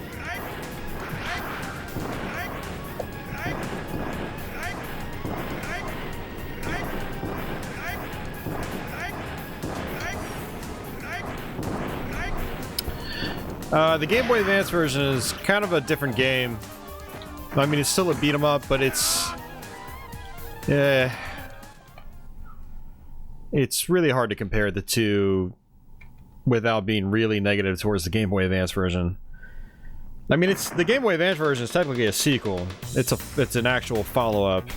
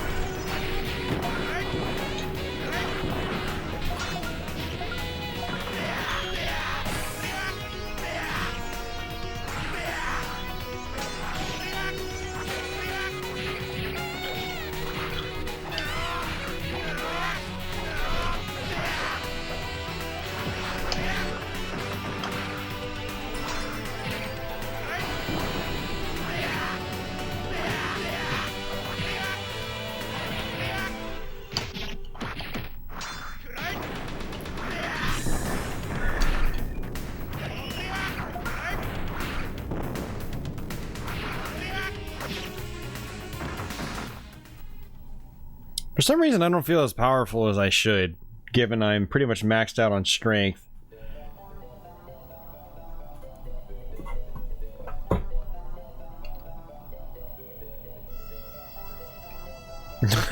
That's right, John. Says it right in the title.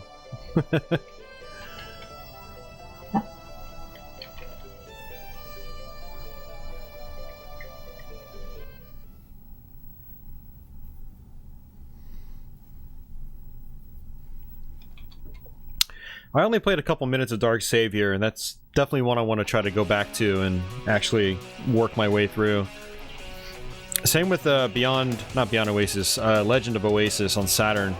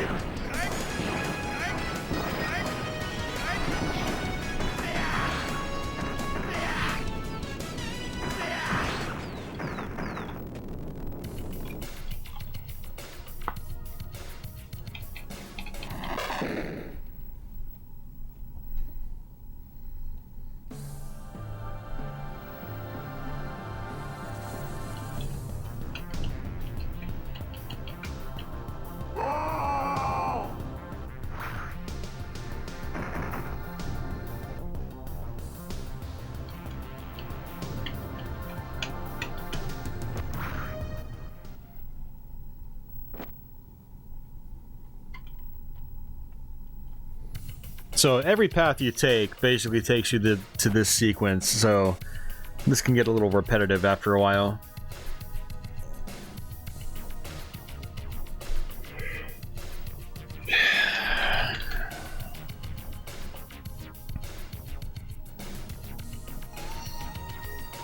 I'm not sure if that's what it's called in Europe, Andy, but I know that it's Thor, yeah. Over in Japan. Story of Thor. Starland actually had a copy of the Japanese one today, and I was like, wonder if I should pick it up. But I know it's, you know, there's probably a lot of text in that game, so I passed.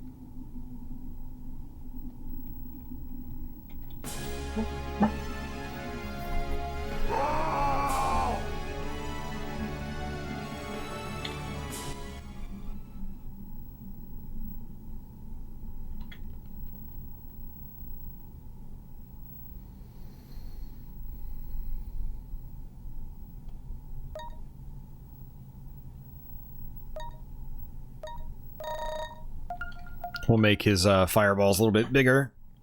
A little bit bigger, a little bit more powerful.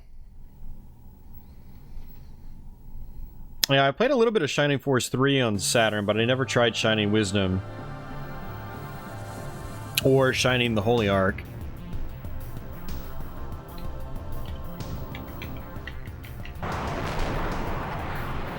No, we don't have to fight him.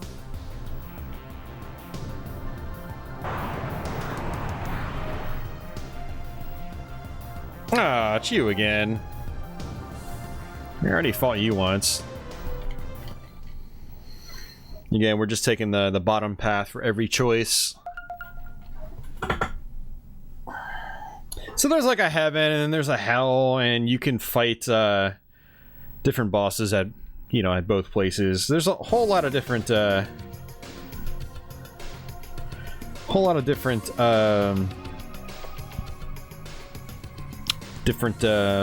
final bosses and things like that, and whatnot.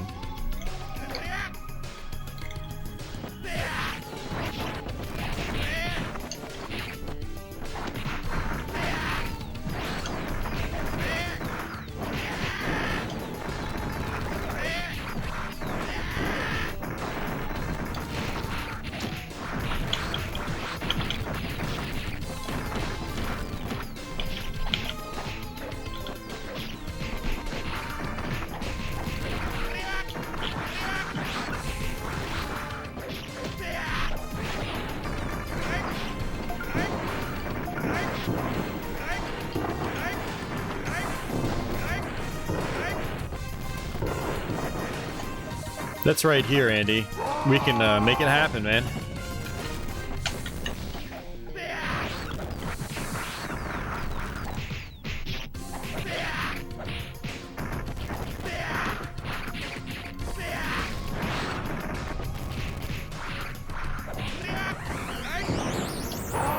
There he goes.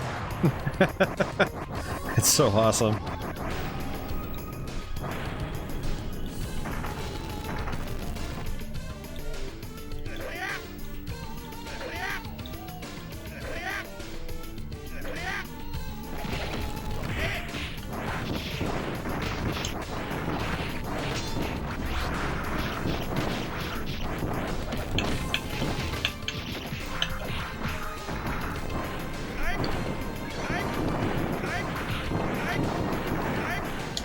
Well, to be fair, Andy, at least they don't go on about how love is the answer to everything. I am fine with the whole Sky Spirits thing.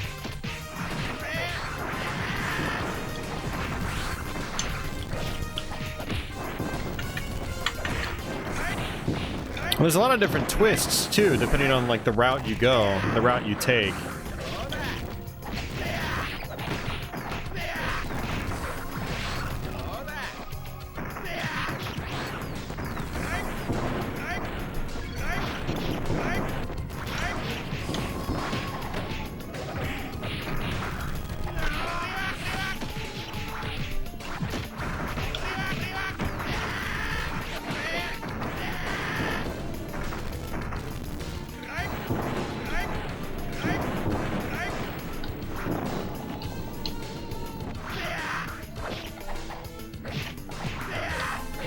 Hey, no flaming, Anthony. I haven't really played much of the Shining Force games either.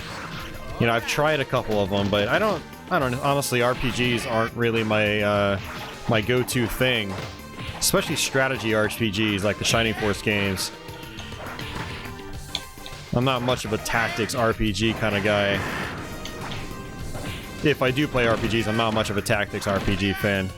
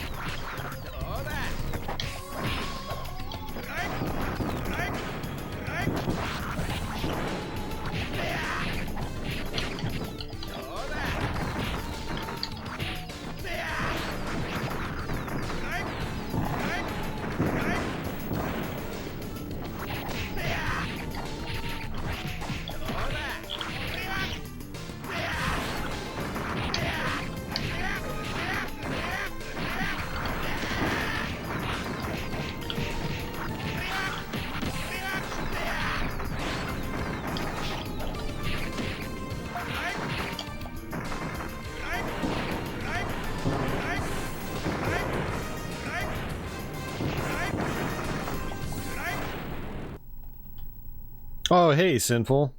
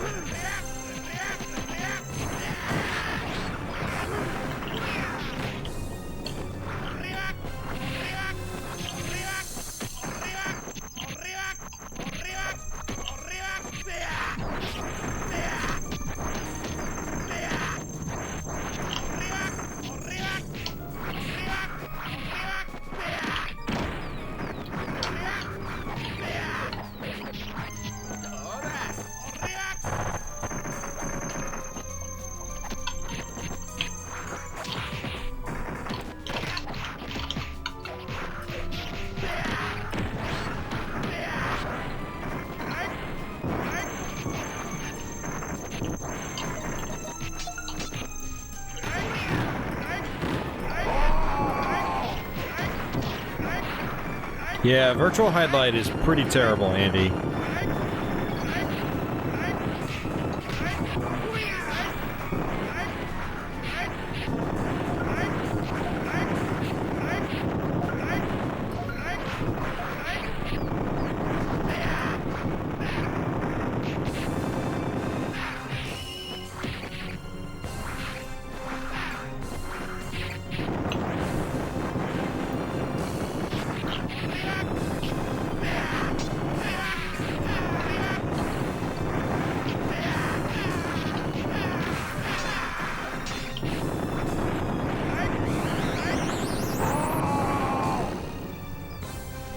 Wrecked.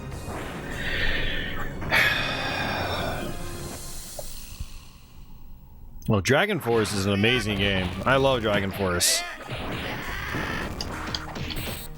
Yeah, that's a totally different type of strategy RPG. That's very, very fun.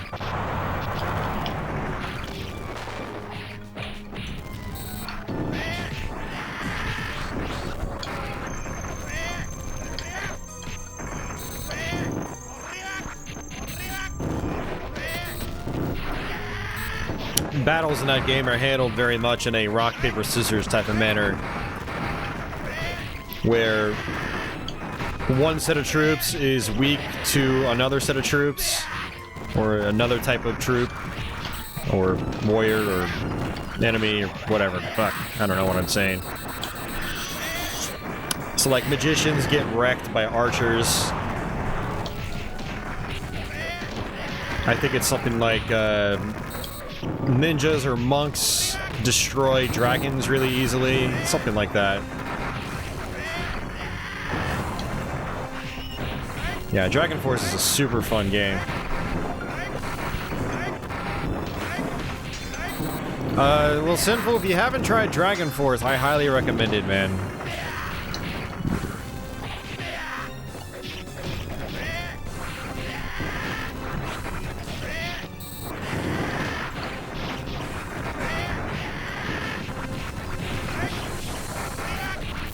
It's a very fast, flowy kind of tactical RPG. Great music, great graphics. Beautiful 2D sprite work. You'll have like 200 plus sprites on the screen at once in that game. It's amazing.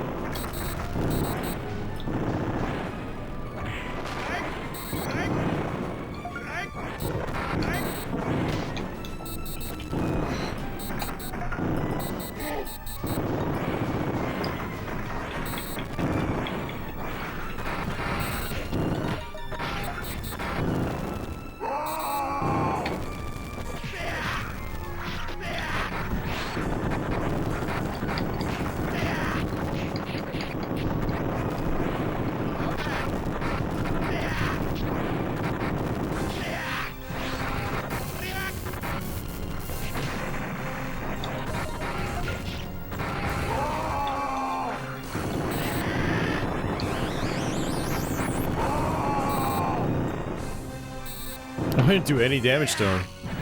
That was weird. Alright, we should be close to the boss now.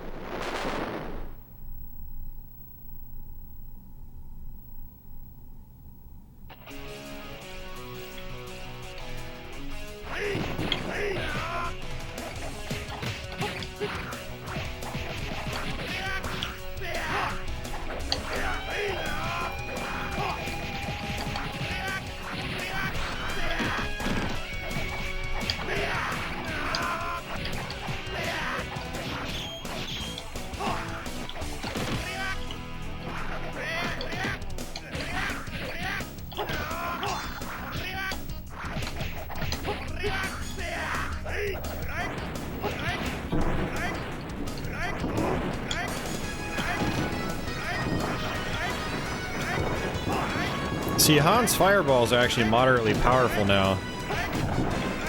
So, like, it doesn't hurt to raise his intelligence. I mean, the homing fireballs are really useful in this game.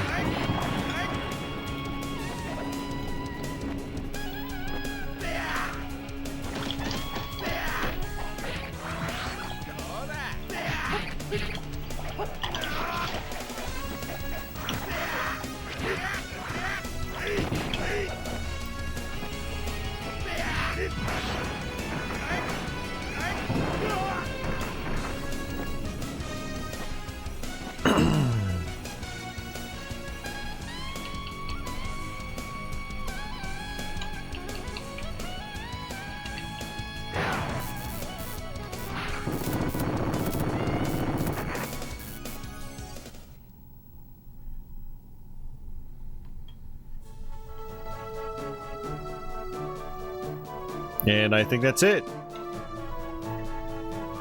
And of course, we have no idea what they're saying. Unless you read Japanese. I don't.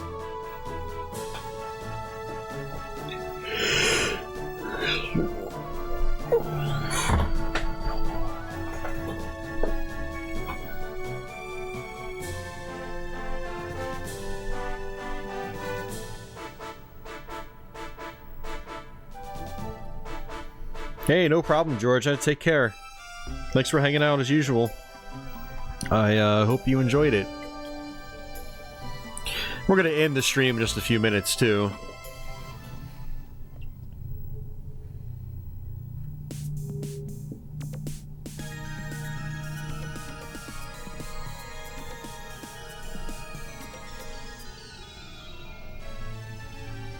Hey, no problem, Viper Acid. Thanks for stopping in. I know a few of you guys out there like yourself really enjoy this game, so it's great to talk to people that enjoy these games. This game was huge for me back in the mid-90s. Like, it was one of the reasons I wanted a Sega Saturn over a Sony PlayStation. And I never regretted the fact I got a Saturn before getting an N64 or a PlayStation. The Saturn was my favorite system back in the late 90s. And it was because of games like this. I clocked a ton of time into this game back then.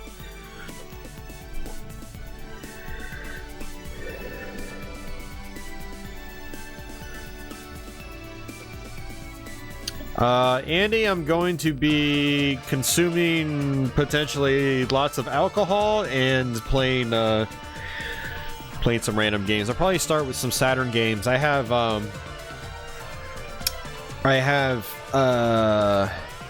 Virtual On and Last Bronx here I want to play.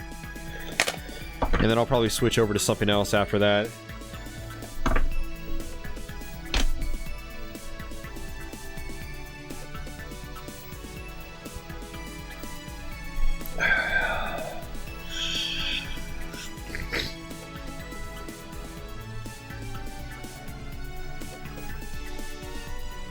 Damn straight, Sinful. Damn straight.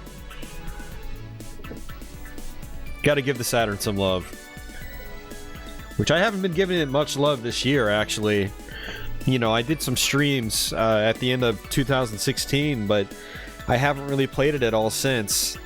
Up until these last 2 weeks.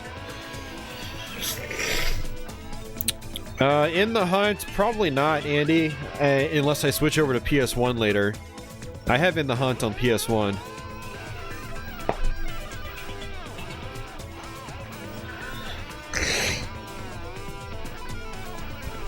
But we'll see what happens.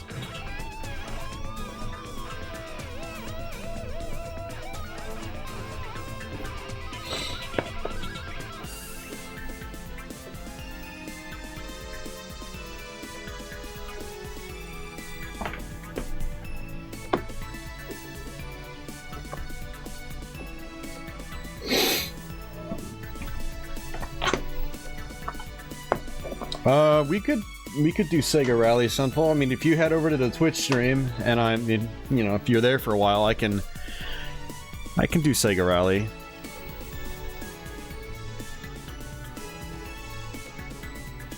Hey, see ya, Anthony. Take care, man. Thanks for hanging out.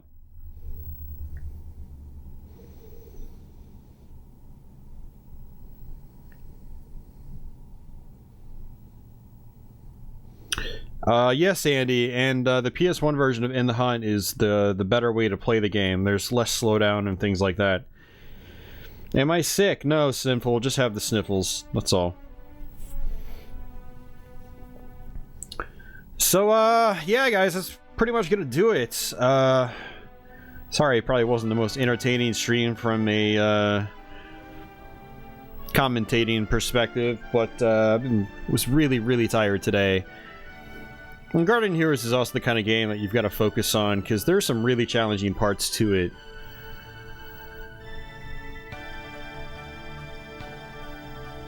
Right on, Sinful.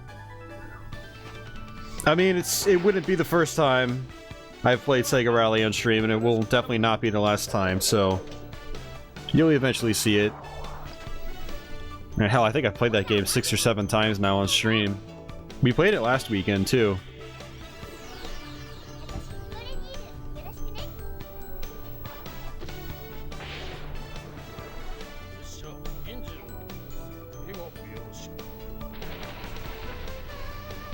Oh, Scorcher. Yeah, Andy. Yeah. I didn't do a Let's Play. I did do, I think I played it on one of my live streams, but, I am going to do a dedicated Let's Play of it sometime. But there's another video I want to make on it, too, before I do that.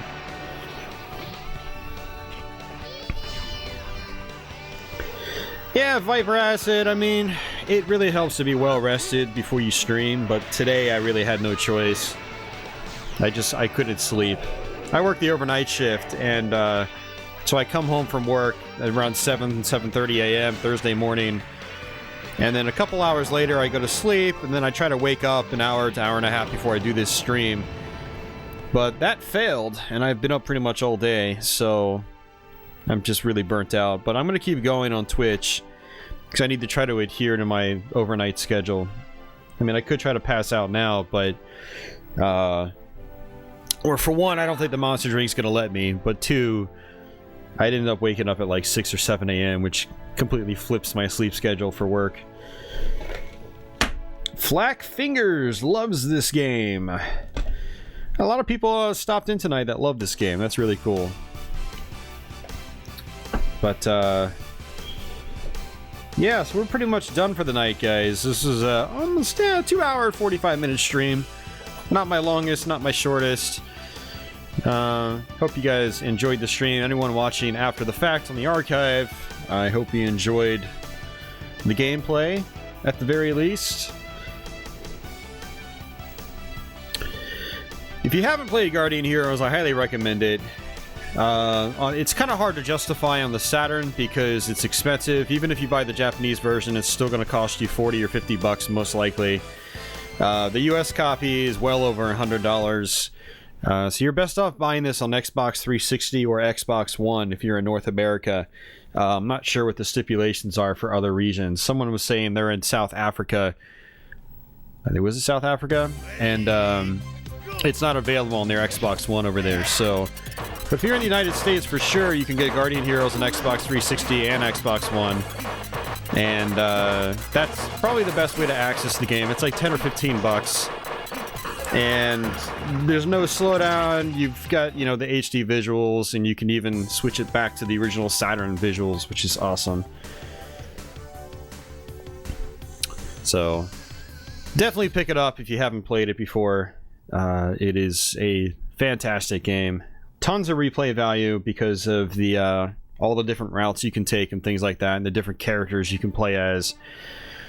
And it's got a fantastic soundtrack, probably one of the best soundtracks from this generation. And it's an awesome game.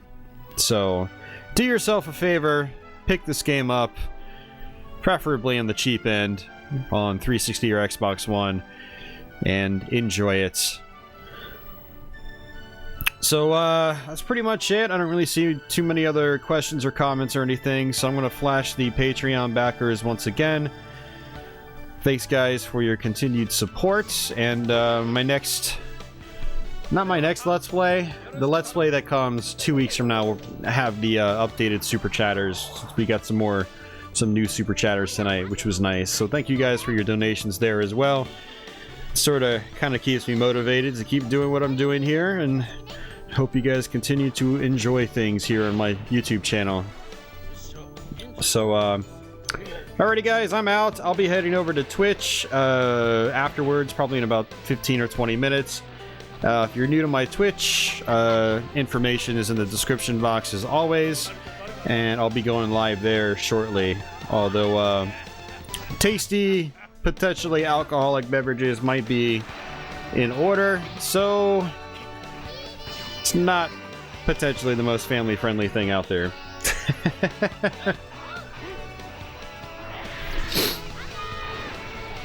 Do you know Red Dwarf, Andy?